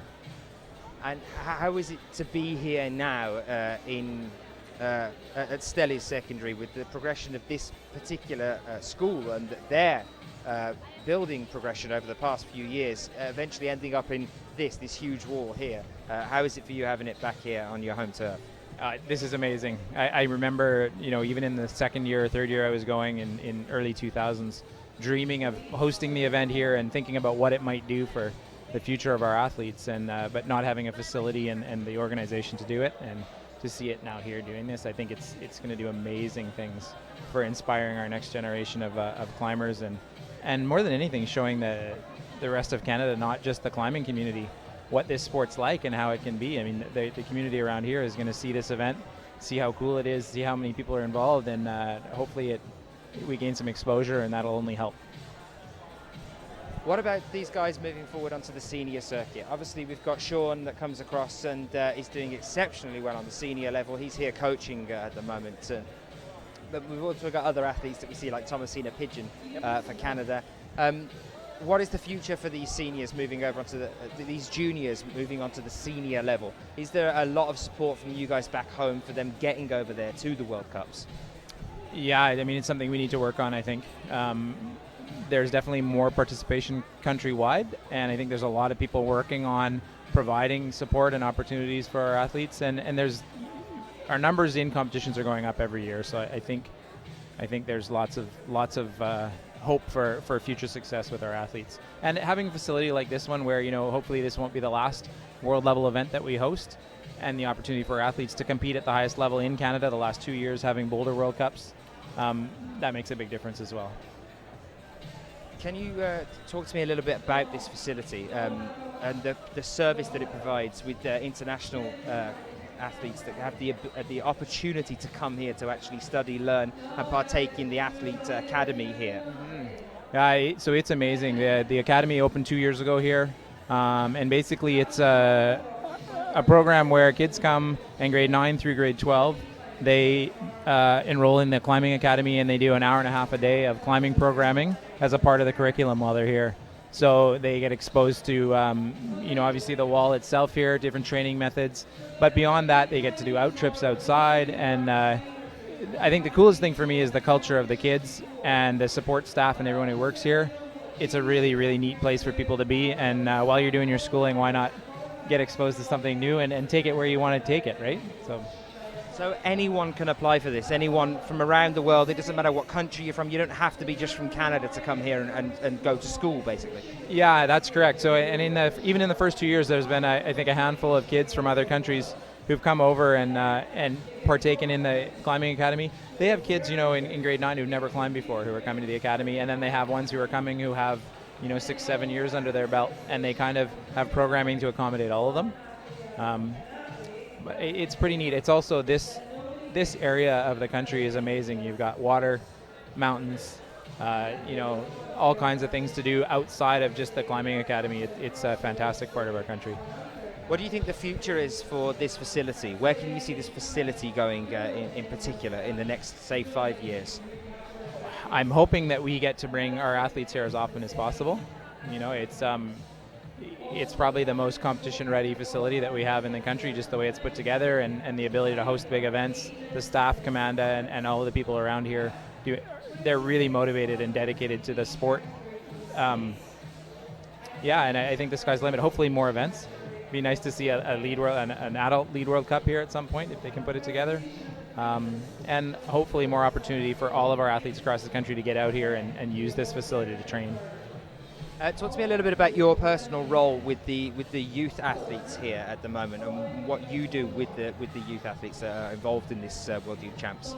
So this year I was actually removed a bit from it, but I coached our national team from '98 till 2009, and then I was here the first year of the academy consulting with the curriculum and working with athletes, and I'll be back again this fall working with athletes again, and I'm trying to put together a long-term athlete development model for the province of BC through our provincial sport organization, and then we'll see where that goes from there. So really trying to look at what's the best way to get kids involved from a young age, and what building blocks do they need to get early on so that they'll have the opportunity to take it as far as they want to when they get a little bit older.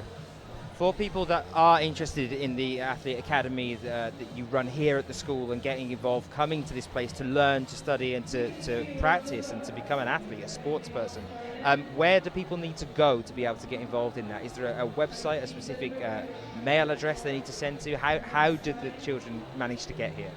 I think they go to the Boulders website, which I think is bouldersclimbing.com. Or the high school, Stelli's secondary school, is their school website would have a link to all of those things. And I think it's an online application or communication with the teacher in charge of the program. In terms of athletes from around the world and children from around the world that you've got involved here, what other countries are currently schooling at this school? To be honest, I don't know for this season. I know in the first year we had an athlete from South Africa and athletes from other parts of Canada. But I'm not sure for this enrollment year, to be honest. I haven't looked at our class lists yet. Well, Andrew, thank you for all that you've done in helping this become a reality and this reaching this point that it is at now. Thank you for your time. It's been a privilege to talk to you. Yeah, thanks very much. Andrew Wilson. Thanks, Andy. So I'm going to find out exactly what's going on here at this point, because we were about to go and it looks like we've gone back to an appeal or something that's happening here. So I'm just going to go and have a brief conversation, try and figure out what we're waiting for. Nice to speak to Andrew, one of the guys that was a big part in the Canadian youth team reaching the point that it's at now, and the athlete academy that's run here at the school, and also this facility coming into existence. So great to speak to him. I'm going to just find out now what's going on with our finalists.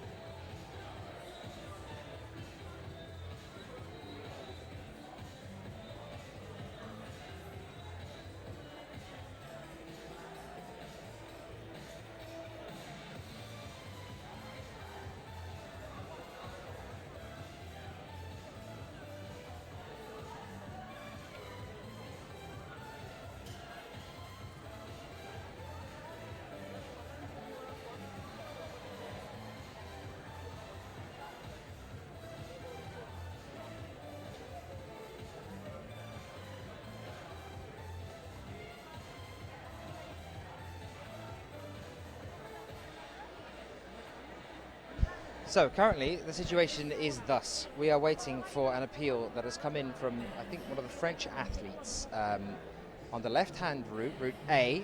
The problematic point for them at the moment is that they weren't ready to start, apparently, when the buzzer went, and so the appeal has come in through that. What the judges and the people here, the organisers, have to do now is to go back and re-watch the tapes, which they have already done, I am told, to see whether there is a signal from her before she's about to start to say, wait a minute, I'm not ready, before the buzzer starts to go. At the moment, there's no visual signal that they've been able to recognise, but they are listening to audio to see if there is a signal from her that she says something or reacts in some way that she wasn't ready to start. So we're waiting for that appeal at the moment. Once that is cleared up a little bit, we'll be able to get underway with the male athletes here. So I'm not entirely sure why for the female French athletes we're having to pause on the male juniors, but it might be because some of the judges that are needed here in front of the wall have to be back there double checking the tapes on that one. So we're just waiting for that at the moment. I will keep you updated as often as I possibly can. As soon as I know anything, you will know it as well. Promise you that.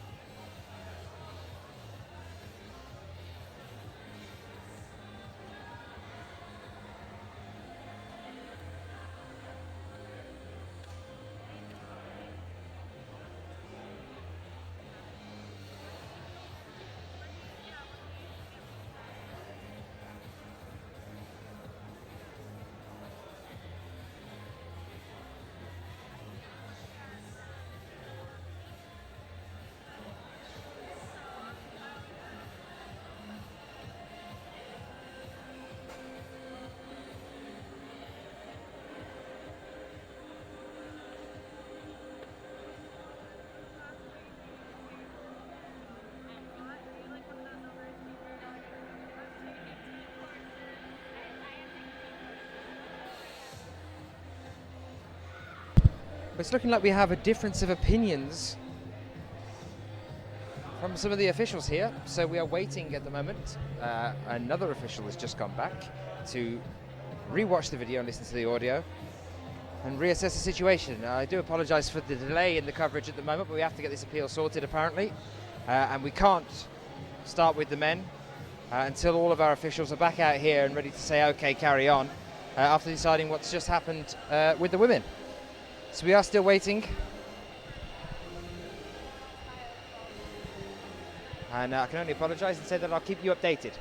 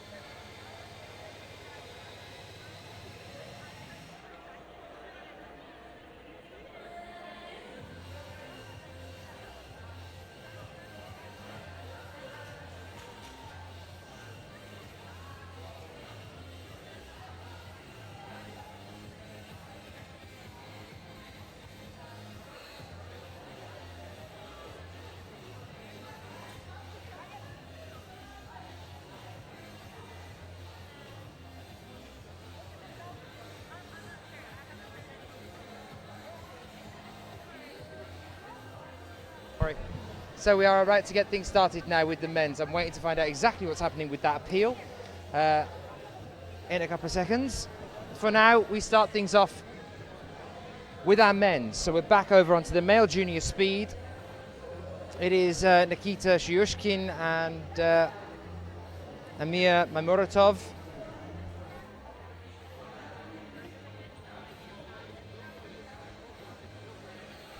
That appeal that we were waiting for has now been officially rejected by the judges here. So it's a no. We're ready with our 8 male athletes to take down to 4 as we move through this competition. Shyushkin and Maimuratov will now approach the wall again. And this time we get to see the race we're waiting for. If you want to get in touch with us, you can do so on Twitter using the hashtag no, it's not IFSC. There's me getting confused with the World Cups. You can get in touch with us on Twitter using the hashtag WYCH2013. That's the World Youth Championships 2013, WYCH2013. And we are ready to go.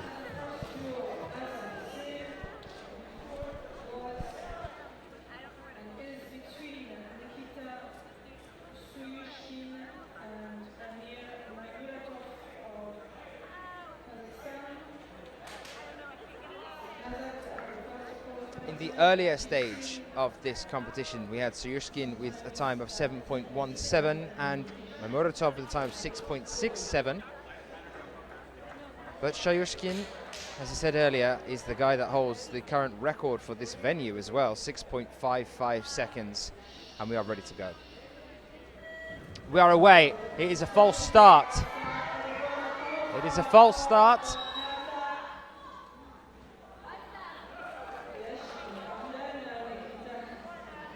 And so Nikita has to come back down again. You can see there that the tension is very, very high between these two athletes now. Only one of them can progress to the next stage of their finals. False start by Amir Maimuratov. Just a little bit too keen.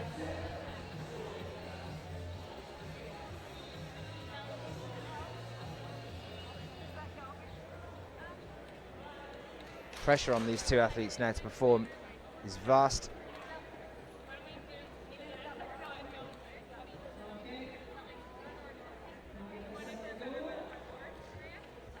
Shyushkin with the faster climb today. Here we are, and a slip from Kazakhstan for Amir. It is going to be Shyushkin, 6.68, and with relative ease as well from Shyushkin. Not only does he knock Amir Maimuratov out, he very nearly matches Maimuratov's best time of 6.67, with what looked like a relatively easy climb for Nikita Shayushkin.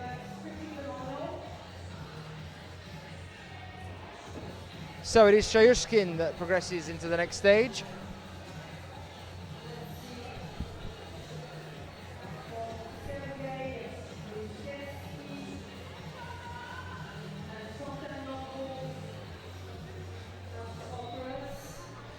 Our next two athletes are Sergei Luzgetsky up against Quentin Nambot of France. It is Russia against France at this stage for the junior male. Nambot with a time earlier of 7.06. Luzgetsky with a time of 6.91. Luzgetsky, the faster climber. Here we are away, and Luzgetsky does take the lead there. Nambot trying to pull it back. They are almost neck and neck. Nambot falls off. And slow and steady, Luzgetsky finishes up. Incredible amount of control to be able to slow down at that point. 8.28. And he didn't rush it at the end. As soon as he knew his opponent was off, all he had to do was top.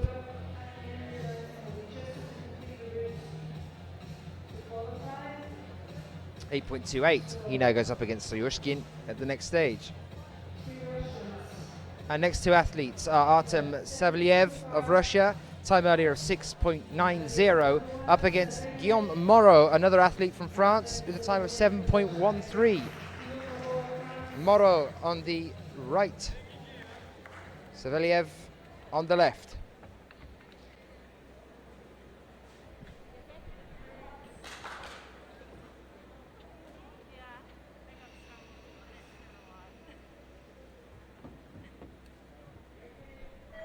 Here we are away. Moreau with a fall almost there.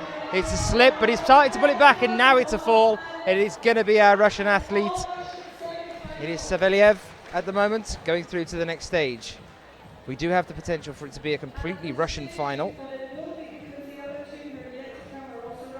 Oh no, it will absolutely be a completely Russian final. The next two are both from Russia as well. So there we are, all Russians.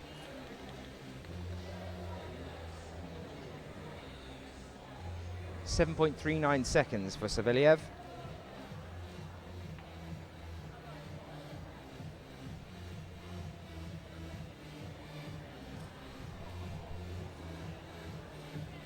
Our next two athletes are Vladislav Dyulin up against Konstantin Pale, both athletes from Russia, competing for a chance to compete against the other athletes from Russia in the final here. Pale on the right, Dyulin on the left.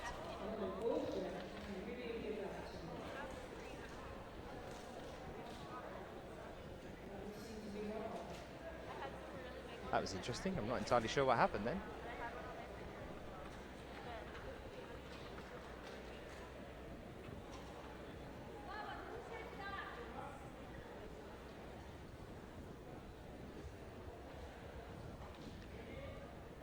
And we are away. It is Dyulin on the left, Pale on the right. Dyulin and Pale still neck and neck. It's going to be close. 6.88. It goes to Pale.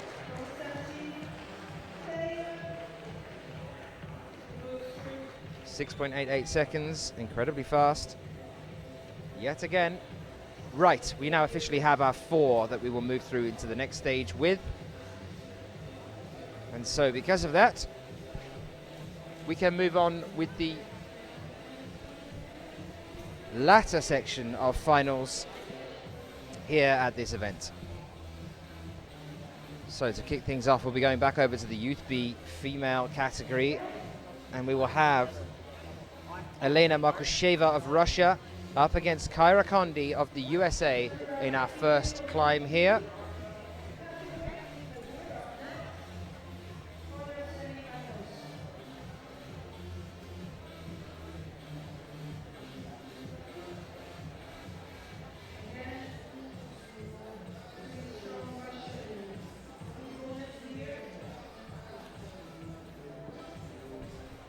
Oh.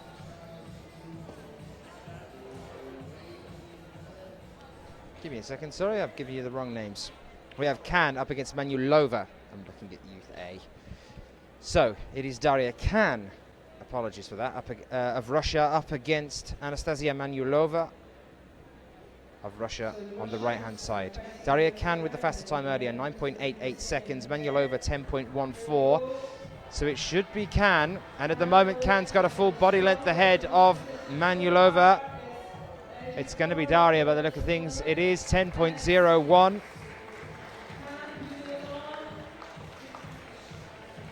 Khan moves forward. Manulova now has an opportunity for the bronze medal in a moment. That's the way this is going to work, guys. We've got 4 athletes here, so 2 draws in every category now. The first 2 fight it out, and what they're trying to do now is earn the win that allows them to compete for the gold and silver medals. That way they have secured a podium. If they lose, they go into a small final, which happens after this, and in the small final they're competing for the bronze medal. So out of these 4 athletes we choose our podium. Our next 2 athletes out for us now are Marcinova and McKeon. Margarita Marcinova of USA and Grace McKeon of the USA. So the US are guaranteed a medal in this category. A false start there.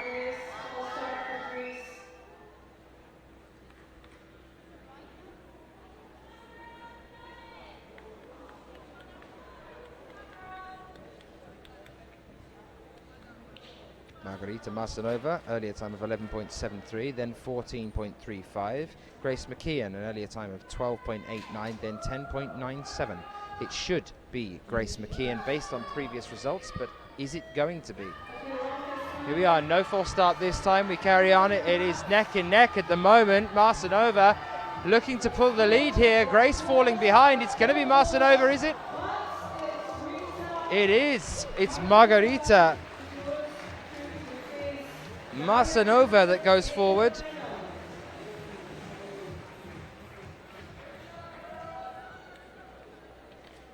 Marcinova with a time of 11.13, her fastest time today. And McKeon, Grace McKeon, goes into the small final now with a chance to win the bronze medal. So those are the first 2 draws of the female Youth B speed section. We now move over onto the male Youth B speed to give them a chance to rest. We are now with Vladislav Miznikov and Brandon Liu. Miznikov's fastest time earlier in the finals was 7.57. Liu's fastest time is 8.02. It's very close, but time-wise, Miznikov's putting in the faster climbs.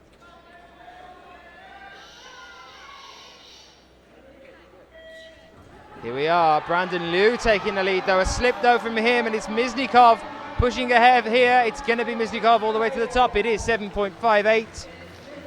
Liu goes into the small final. Miznikov goes into the grand final with a chance to win the gold medal.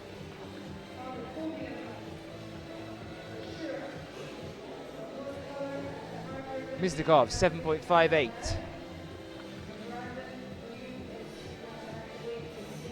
Liu in the small final, 8.40.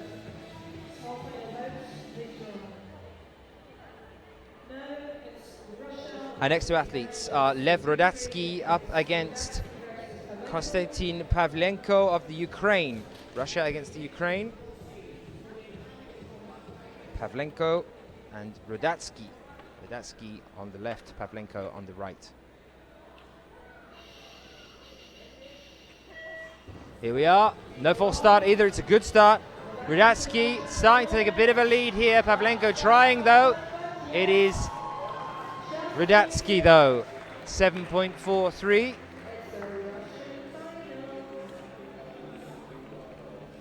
.67 for Pavlenko.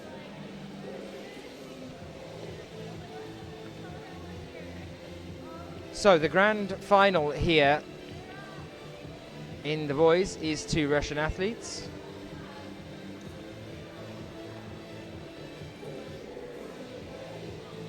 the small final, it will be Brandon Liu of the USA up against Konstantin Pavlenko of the Ukraine.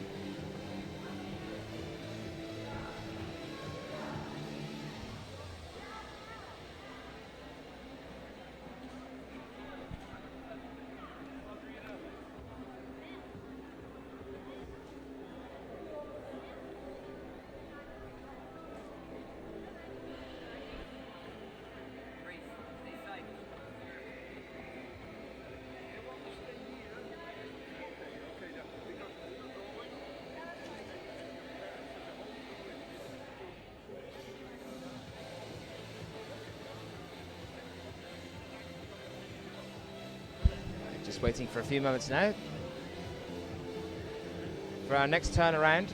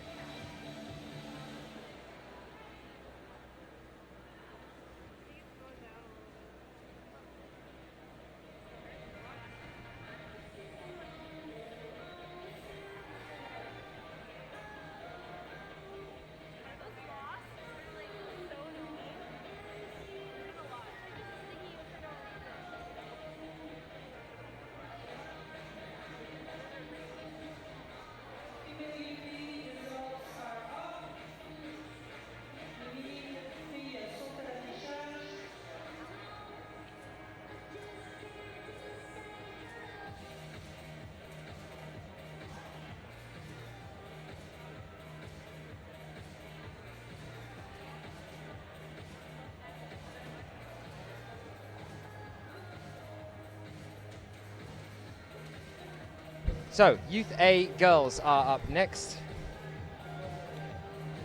We're going through all of our semi-finals here before we move on.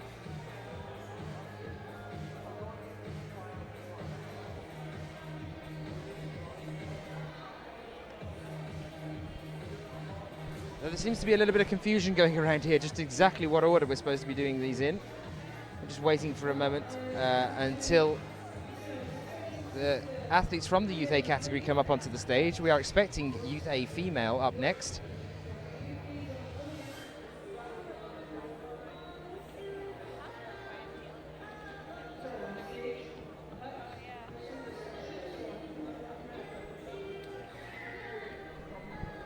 While we are waiting and deciding what's going to go on here with the officials, it's about time for another fun fact.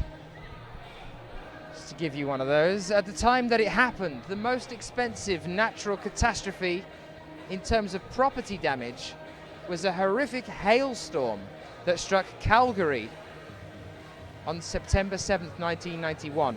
The insurance companies had to pay out around $400 million to repair over 65,000 cars, 60,000 homes and businesses, and a number of aircraft.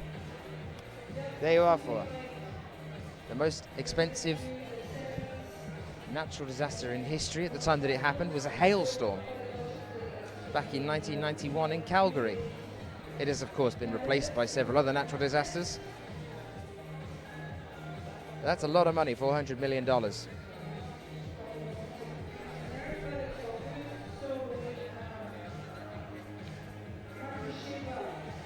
Another one for you as well, just before we wait for our next stage. Canada is home to 15 million cattle, 9 million of which live on the prairies.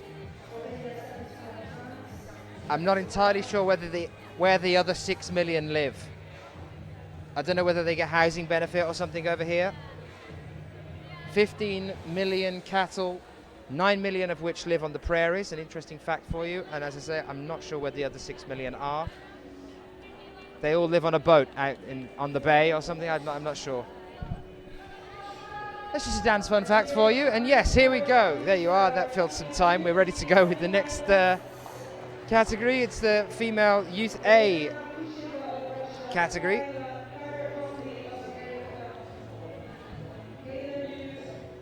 Our first athletes to come out will be Elena Markusheva of Russia up against Kyra Kondi of the US. Now, Markusheva put the fastest time in the previous round. It was 9.40.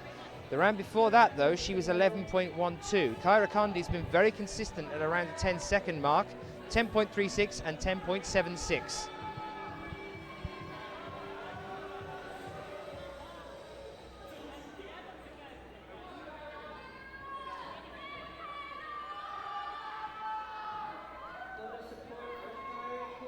Here we are, the two athletes approaching the starting positions. Markusheva and Kyra Condi. We are away. Markusheva taking an early lead. Can Kyra pull it back? Markusheva looks like she wants this. She's a full body length ahead of Kyra. It's looking to be Markusheva, though she stalled a little bit there. The crowd were right behind her all the way up, but it's not Kyra Condi. It is Markusheva, 9.74 seconds.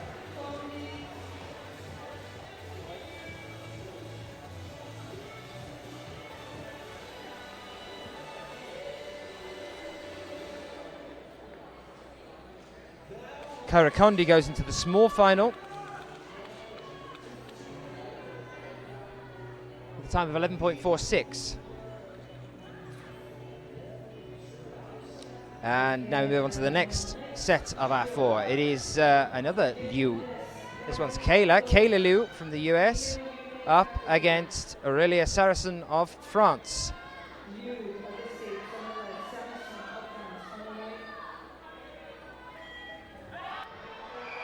Full start there from our US athlete.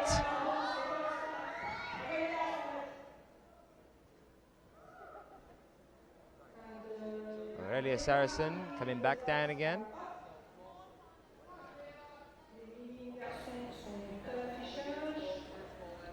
Kayla Liu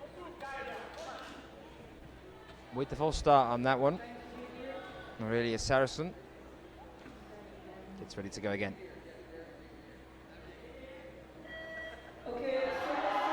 It's nice this time as well. It's working well. Here we go. And a lead is being gained here by Kayla Liu. Quite a big lead. It's a full body weight ahead. And unfortunately for our French athlete, a time of 11.01. We have Liu moving forward.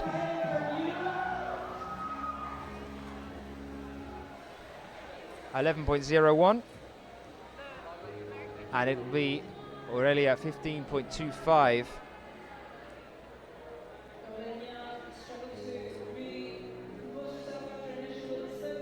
That goes through into the small final in this category. So that's female youth A finished up with. We now move on to male youth A for their semi-finals. A shame there for Aurelia. It looks like her pace was interrupted by that false start. She looked really ready to go on that first one. She was moving very fast as well. She seems to have slowed down and had a bit of a bad run after the full start that was actually caused by Kayla.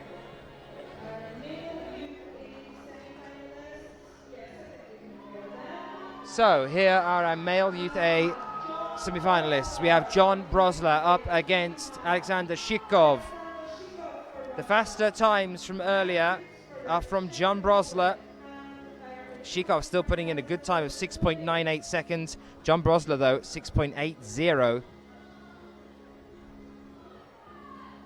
And we have still to come Jan Kritz up against Alessandro Santoni, which is going to be a great little battle. For now, though, we wait for our first two, John and Alexander.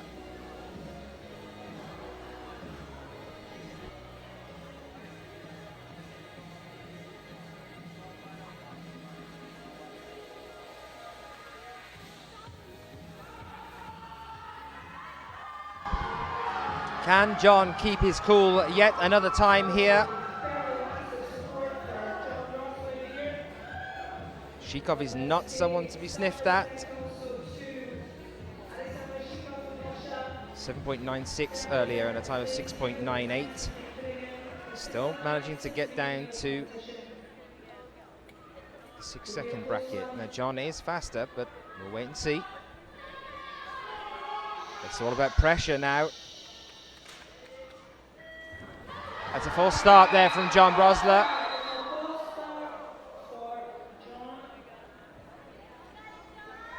leaving way before the buzzer. Down again then.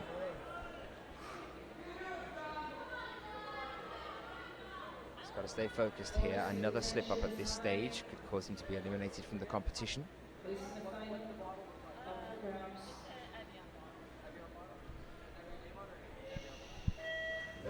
And here we go, no false start this time. John trying to take the lead. A stall and an opportunity for Russia.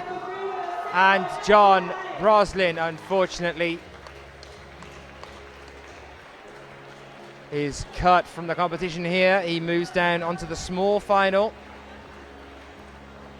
Time of 10.80. An opportunity for a bronze medal though for Brosler there. Very unfortunate fall. But Shikov moves forward onto the next stage of the competition. A chance at the gold medal, 6.92. Unfortunately for John Brosler, the chance and the dream of standing on top of the podium in speed is currently at an end for him. He's still got a chance to stand on it though. Our two next athletes, Jan Kriz and Alessandro Santoni. Now Jan has put in the faster time earlier today. Santoni, pretty close though, and this pressure is keeping him going, and Jan Kriz has had a stumble, and Alessandro has had a stumble. It's going to be close. Alessandro just managing to pull it back. Jan Kriz now up against Brosler in the small final. Both athletes stumbling at separate points during that run. 9.01 for Santoni sees him through to the grand final and secures him at the very least a silver medal.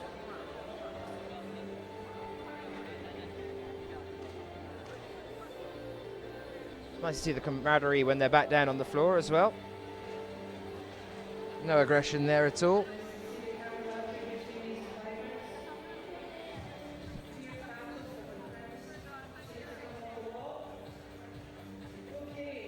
Right, we are on to junior girls.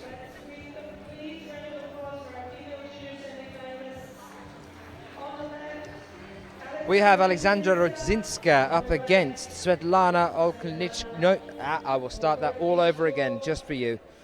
Okolnichniko, there we go. I had that name down earlier as well.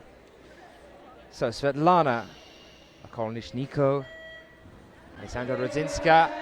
It is a clean start despite a stumble there from Svetlana. It looked like she thought it was a false, but it wasn't, and it's going to be all the way through Alexandra Rodzinska. Is anyone going to stop this young Polish athlete in this competition? 8.82. Rodzinska moves forward.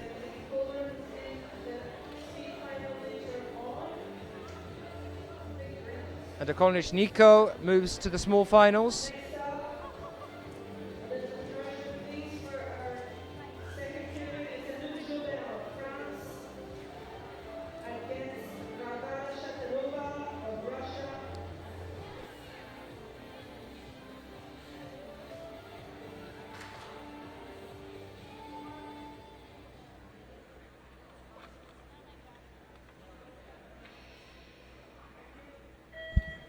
Here we are, our next two athletes. It's Joubert against Shatilova.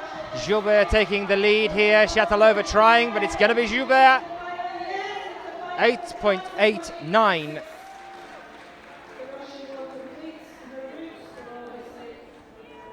.50. But it is Joubert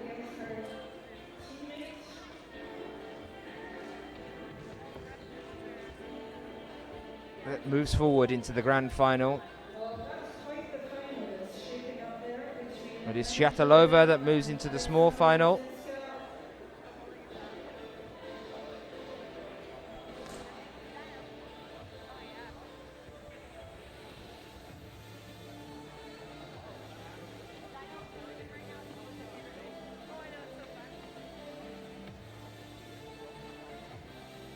And we are back with our male juniors. It is Shyushkin against Luzgetsky.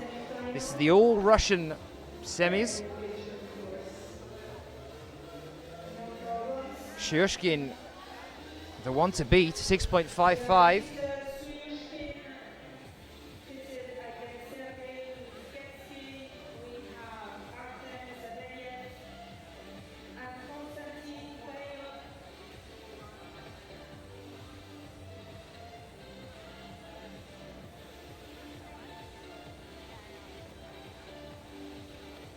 The athletes just getting ready.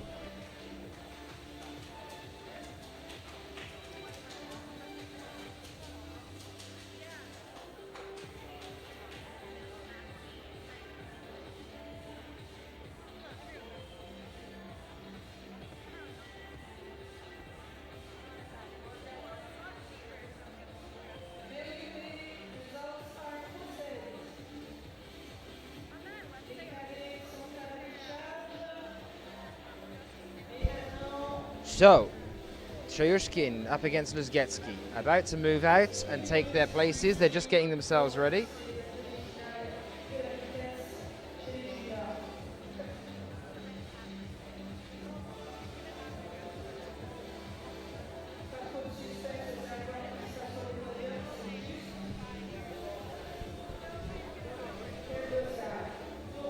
Okay, the 2 times from earlier. Shoyushkin 7.17 in the first round of the finals, 6.68 in the second. Luzgetsky with a time of 7.21 in the first round and 8.28 in the second. This should be Luzgetsky. Sorry, Shoyushkin. It should be Shoyushkin. He's the faster climber. He's put in the fastest time here today.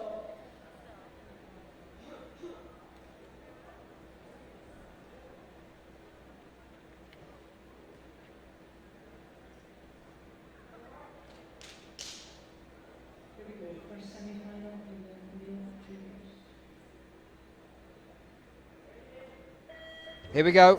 They are away. Shoyushkin starting to take a lead. Yes, and increasing it as well. It's him. 6.46, which is faster than our record previously, 6.55. He just keeps getting faster and faster. 6.46. Which is only a 20th of a second away from the previous world record, which is 6.26. It's now 5.88. By fellow countryman Evgeny Wojciechowski. But still incredibly impressive for the young athlete here, Shoyushkin.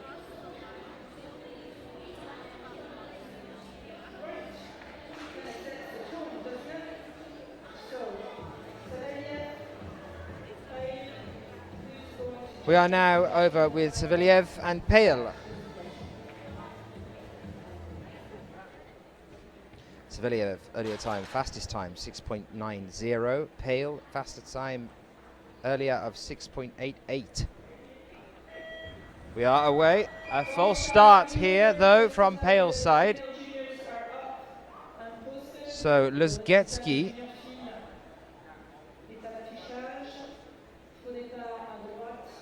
has gone through into the small final, and now we are about to re-race with these two after a false start from Pale.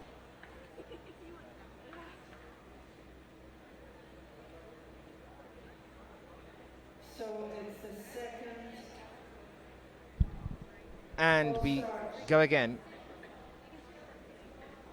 Yeah, second false start for Pale on the right, so he goes straight into the small final. And Saanich will be in the final, but he doesn't need to come. Well, we're having a bit of a instant here. Unless he wants to. And he says he wants to. He's doing the show, so I think that's what Right, this is what's happening. Okay, so Pale, it's the second time that he has false started, which means that he will go through into the small final apparently and not be eliminated. I'm not entirely sure why, but there we are. And it is Savelyev now to race, who doesn't actually have to race, but he wants to anyway, which I can understand. The more runs that he has at this, 7.43. Savelyev goes through into the grand final.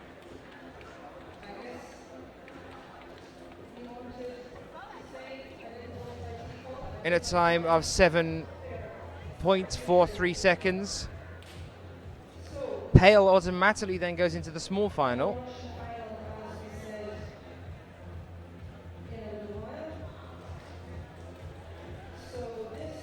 And we get ready to rotate again. I'm not entirely sure why that athlete has not been eliminated and why they are going for the small final. If they've false started twice, Maybe it's because it's not at the same time. I'm not sure. I will find out for you in a little while. For now, we're going to go over to female youth B again now.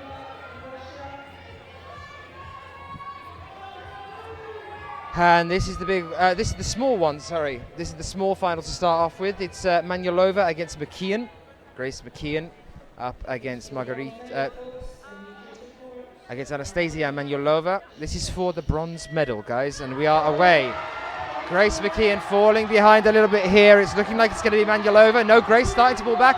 A fall there, a little slip rather, sorry, from Grace. And unfortunately, it goes, unfortunately for the US, of course, great news for the Russians. It goes to Anastasia Manulova. That is the bronze medal.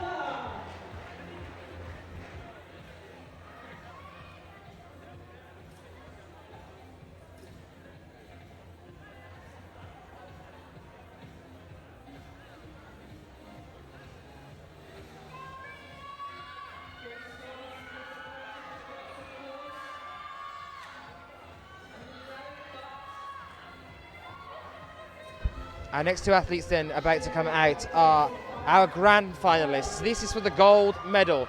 The loser of this race gets silver. It is Daria Khan of Russia up against Marsanova, Margarita Marsanova of the USA. This is going to be a lot of noise now from behind us. Khan and Marsanova. Marsanova taking a lead here in the USA. Absolutely love it. Daria Khan starting to pull it back. Can she make it back? It is Daria Khan, but an awesome effort there from Marsanova. Khan becomes the new World Youth Champion of Youth B Speed category. Daria Khan, a time of 10.05.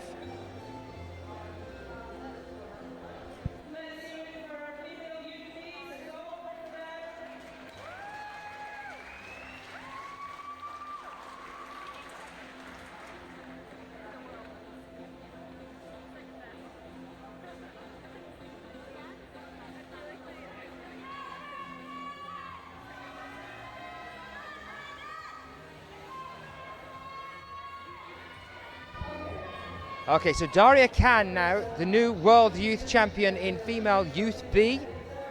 First place. We move over onto Youth B male now. It all happens so quick, it's so hard to keep track of everything, but here we are, we're on to this next one. The small final now is Brandon Liu of the USA, and he's up against Pavlenko. Pavlenko of the Ukraine, Liu on the left, Pavlenko on the right. Liu with a stumble there, Pavlenko with a stumble, Liu's pulling it back. Oh, and it's so close. A moment where we were not sure what was going to happen there, and it was Pavlenko at the very end that just managed to pull out that little bit of extra reserve, unfortunately for Brandon Liu, but a fantastic performance there for him. 9.28 seconds for Brandon Liu, and Pavlenko with 9.23.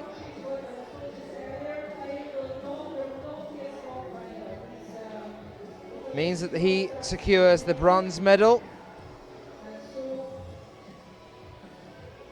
Now I have had it checked. My glamorous assistant Megan's just been running around trying to help her, and we've been chatted to one of the judges here, and there will be no small final for that group. It is that he has been eliminated. We had a little bit of an error there, but not a problem. False start here from Miznikov. 7.58, his previous time. Rudatsky, 7.43. This is for the gold medal. Loser of this race takes the silver. Here we are away. It is Miznikov on the left and Rudatsky on the right. Rudatsky trying to take a lead. Miznikov trying to pull it back. It's going to be Miznikov. It is 7.57. A fantastic pullback there from Miznikov. It looked like it was going to be Rudatsky, but no, Miznikov found that extra reserve. First place goes to Miznikov, the new World Youth Champion in B category, Vladislav Miznikov. Rudatsky takes the silver medal, and absolutely no shame in that at all. That is Youth B categories finished We move forward now onto the Youth A category, starting with the Youth A female.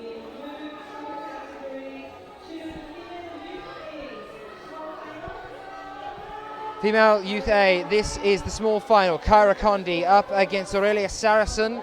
It is the US on the left-hand side and France on the right. Let us know who you're cheering for.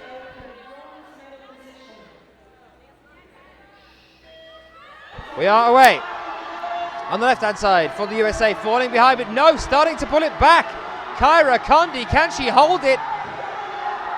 And she does. 10.17 gives America a bronze medal. It is Condi. Fantastic effort there from Saracen of France. But with that stumble, Condi found that window and took advantage of it. 10.17. Incidentally, also Kyra Condi's fastest time in the finals. She takes the bronze medal home for the USA. This is the grand final now, guys. This is the big one. This is for the gold medal. Markusheva up against Liu. So, Kayla Liu on the left-hand side and Elena Markusheva of Russia on the right. The winner of this takes the gold medal.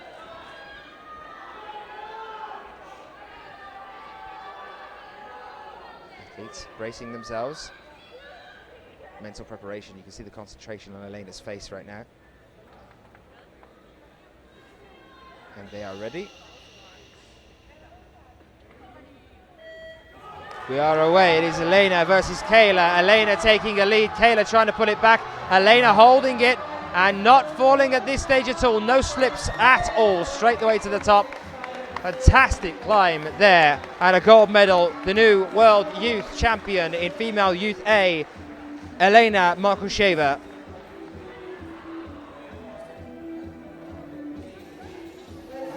And I think America can be pretty content there with a bronze and a silver medal for their country. A fantastic turnout for America. Markusheva, the new world youth champion in A category.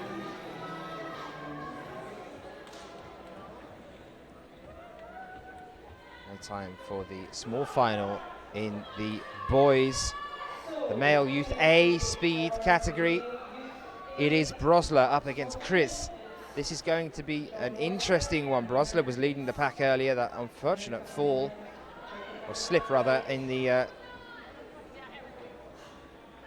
last round. It's now Chris against Brosler. Brosler's time in the last round was 10.80. Chris was 9.39. So Chris had the faster climb in the last round.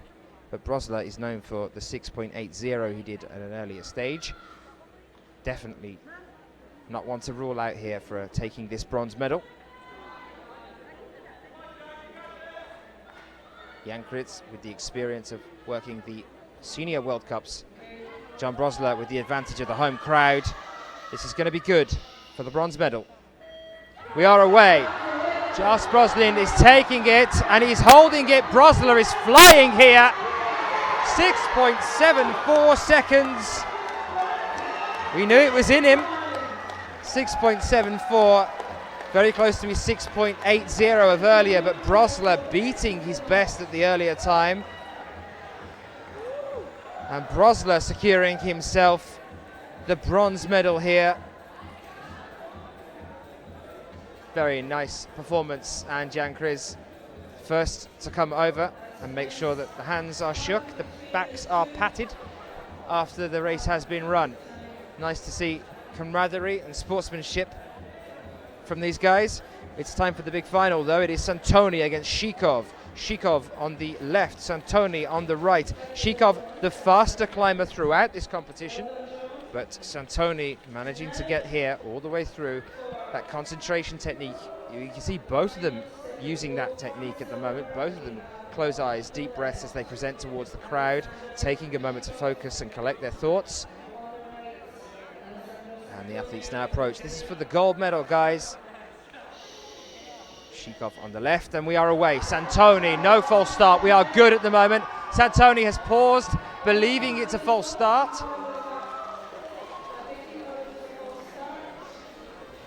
6.73, a false start was not called. 6.73 pulls Shikov through, and what a shame there for Santoni.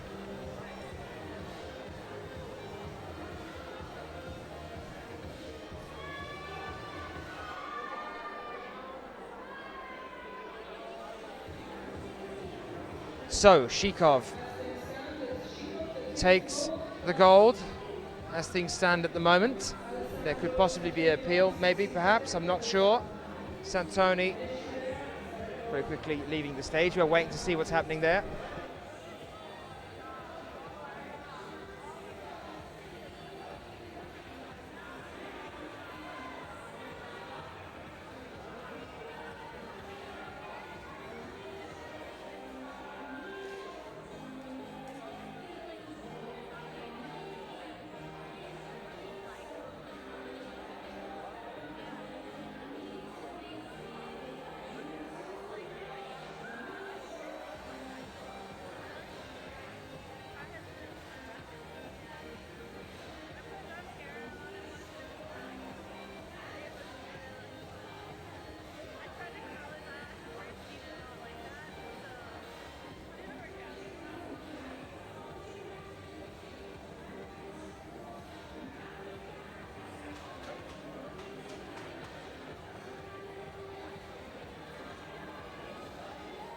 We have an appeal here at the moment. This is from one of the coach from Italy, and at the moment he's saying that the reason that they are appealing is due to the fact that Sheila Karen, the MC here, has said false start or mentioned false start whilst he was on the wall, and he heard that over the tannoy, as did the crowd, and that he heard that and believed it had been called, and that's why he stopped. Sheila's response to that at the moment, as it stands, is that no, what she actually said was when he stopped, that he must have believed it's a false start, and that's why he stopped. That's the appeal as it stands at the moment. We are waiting to see what's happening. We can see if they're going to rewatch it on the recording.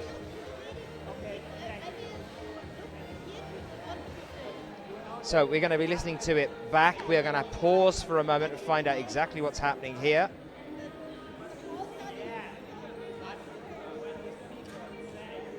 So we wait at the moment. The coach asking for that appeal to be made to find out. They're going to go and check for that one now. So it's looking like we're waiting at the moment to find out what's going on next.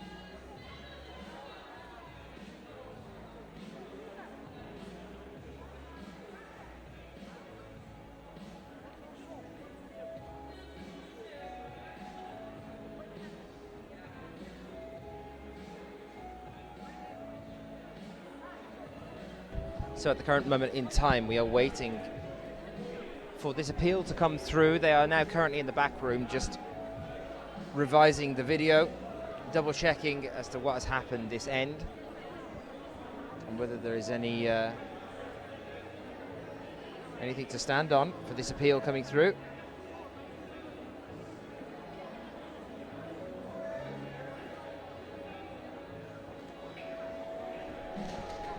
So we are currently waiting for a few moments to decide whether this appeal is going to be approved or rejected.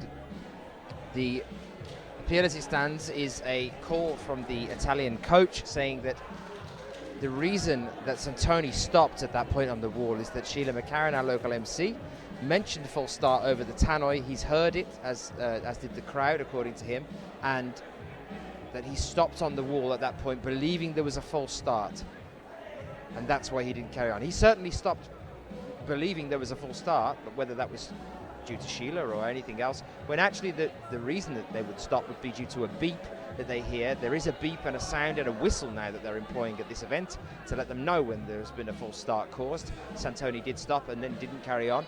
But the appeal and the decision on that will be made as to whether Sheila said it before the athlete stopped or after the athlete stopped. Sheila is saying that she said he believes there has been a false start, and that was after he had stopped. We wait to see now what is going on here.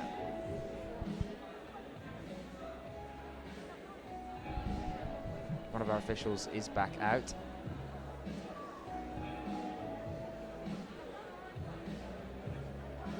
It is looking like there is a possibility we could have a rerun here.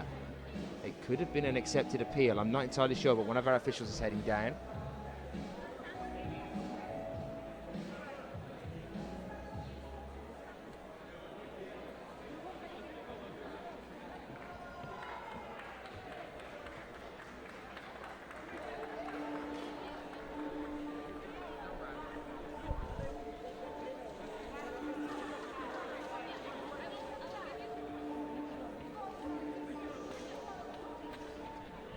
It's looking like we might have a rerun here.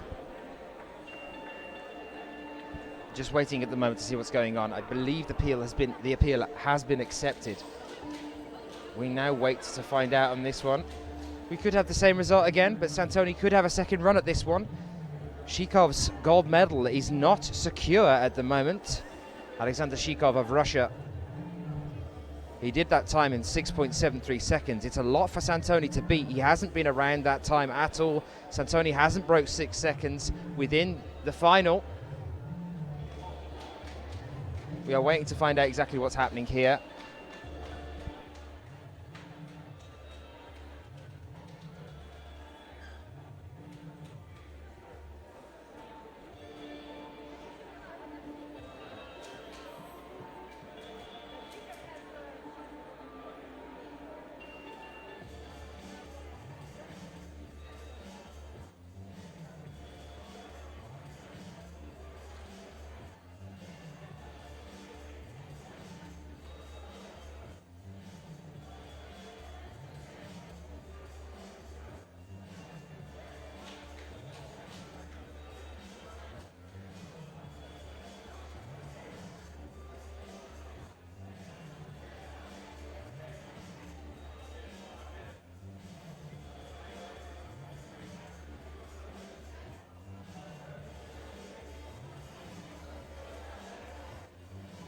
So, it's looking like, yes, we are having a rerun, but it's looking like we might have the possibility of a counter appeal from the Russians.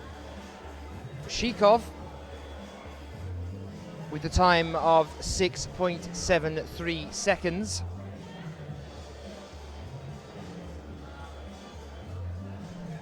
A moment ago, it's looking like we could have a counter appeal from Russia against the Italian appeal.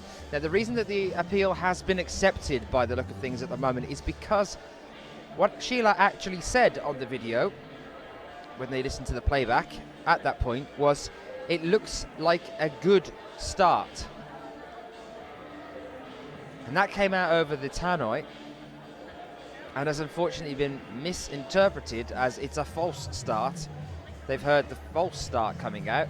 as opposed to, looks like a good start. And due to that, the appeal has been accepted by the look of things. So we're asking for a rerun. It's going to be interesting to see whether we have a counter appeal from the Russians or not, or whether we just get on with things and have another race. We will wait and see.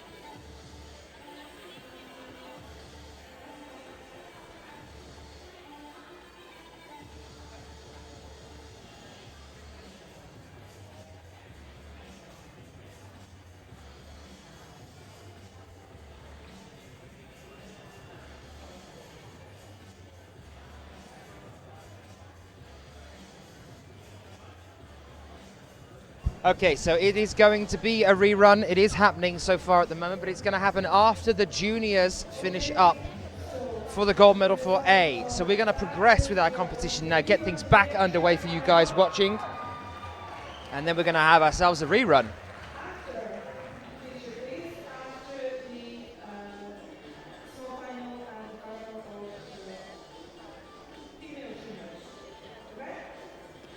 So, no secure gold for Shikov, no secured silver for Santoni. It's all in the mix at the moment. There could be a possibility of the switch.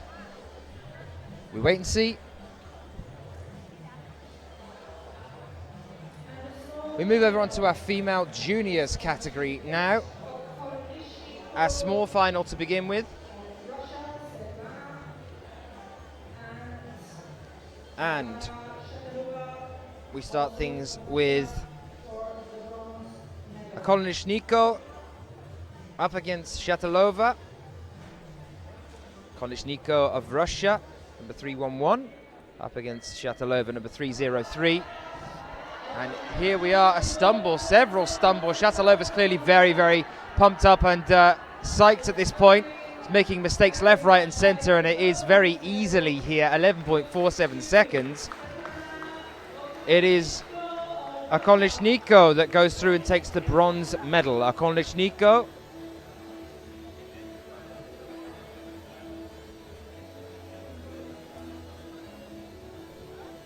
with 11.47.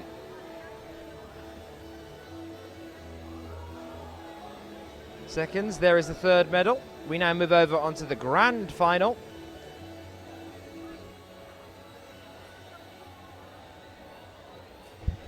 The grand final, Aleksandra Rudzinska of Poland against Anok Jobert of France. Both of these athletes have appeared on the World Cup senior circuit for speed climbing. Aleksandra Rudzinska is world ranked number 3 on the World Cup rankings.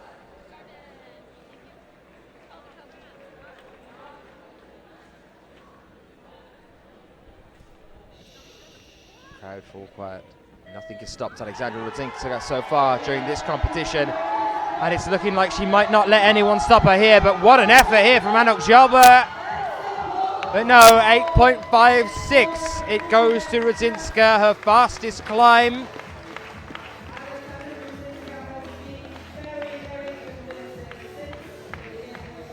Aleksandra Rudzinska has been unstoppable since the start of this comp. She's been incredibly consistent with her climbs, her times. 8.93 at the start of the semis, at the start of the finals rather. 8.82 in the next round of the finals, and 8.56, getting faster every single time, but keeping it consistently around 8 seconds. Now, the World Youth Champion, female juniors category, Anok Jobert, settles for the silver medal. Move over onto the boys. We start things off with Sergei Luzgetsky and Konstantin Pale. Oh no, we're going to have our rerun. It's looking like we're having our rerun in between the juniors. So, the male Youth A final, the grand final, we go back to that now. Santoni up on here with Shikov. Now, Shikov has consistently put in the faster time all the way through this competition. Santoni had that moment where he paused earlier, but he's going to have to really pull something out of the bag here.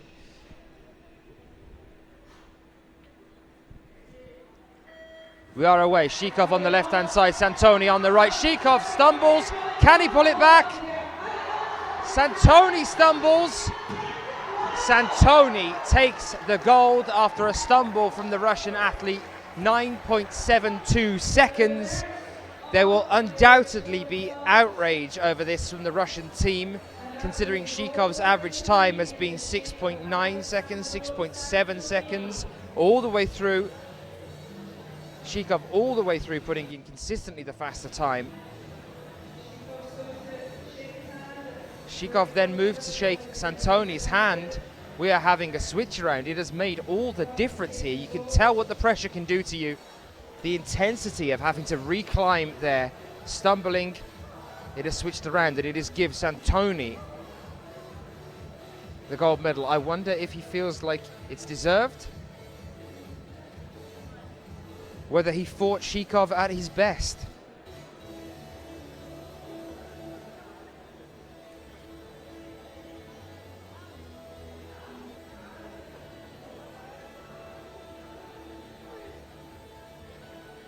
.08 from Santoni. Not his fastest climb by far. Fastest climb of 7 seconds. Doesn't matter, it's a race. And that's what makes the difference here. So now we switch it around and we have our gold medalist, Alessandro Santoni of Italy. A silver medalist becomes Alexander Shikov of Russia. John Brosler in third place. So at this stage, as I mentioned to you all a little bit earlier, we were expecting, I said that thing, you know, I'm sure with 2 false starts he should be out of the competition in the male junior speed, and he is. He is out.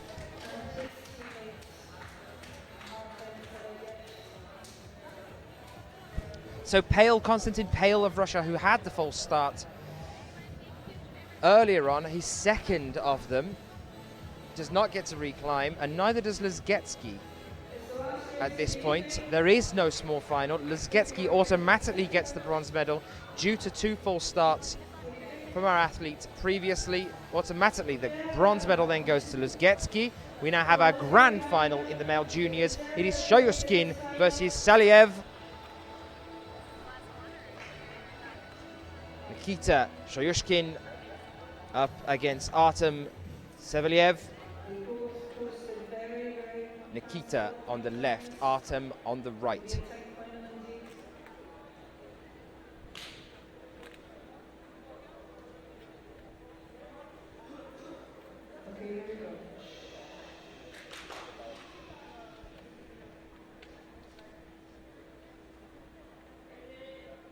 We are away, and it's looking like Artem's taking a lead here. No, he's pulling it back. Nikita all the way. Nikita, 6.32.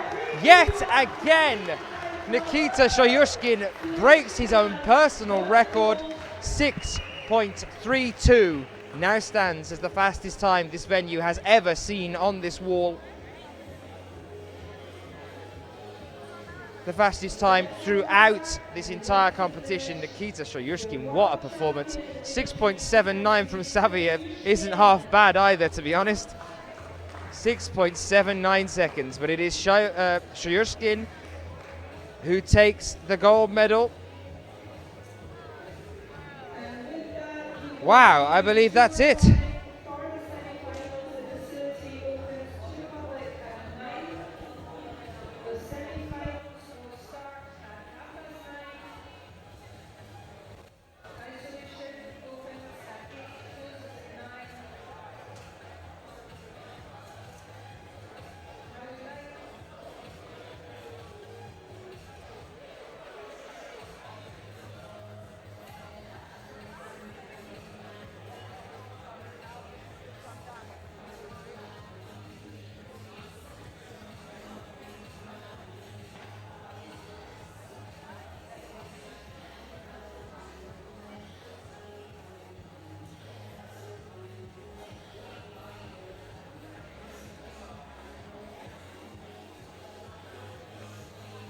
Well, an incredible event all the way throughout that one. A lot of mixed emotions going on as we move through the competition. Incredible to see the appeals and to see so much conjecture throughout the competition event, asking different coaches, asking the judges to re-look at the footage several times throughout that. What a switch around as well for Santoni at the last moment, and he now becomes the Youth A male champion, taking the gold away from our Russian athlete at the last moment. Thank you for being with us all the way through the day. There is no award ceremony this evening because we've still got the semi-finals and the grand finals to go, which is tomorrow. We start things off with you at around 9:30. We will be with you a little bit prior to that to say good morning and welcome you before we start off with the semi-finals in lead all categories tomorrow, and we also have the finals tomorrow evening. Then we bring you the award ceremony for the speed. Thank you for being with us and good night.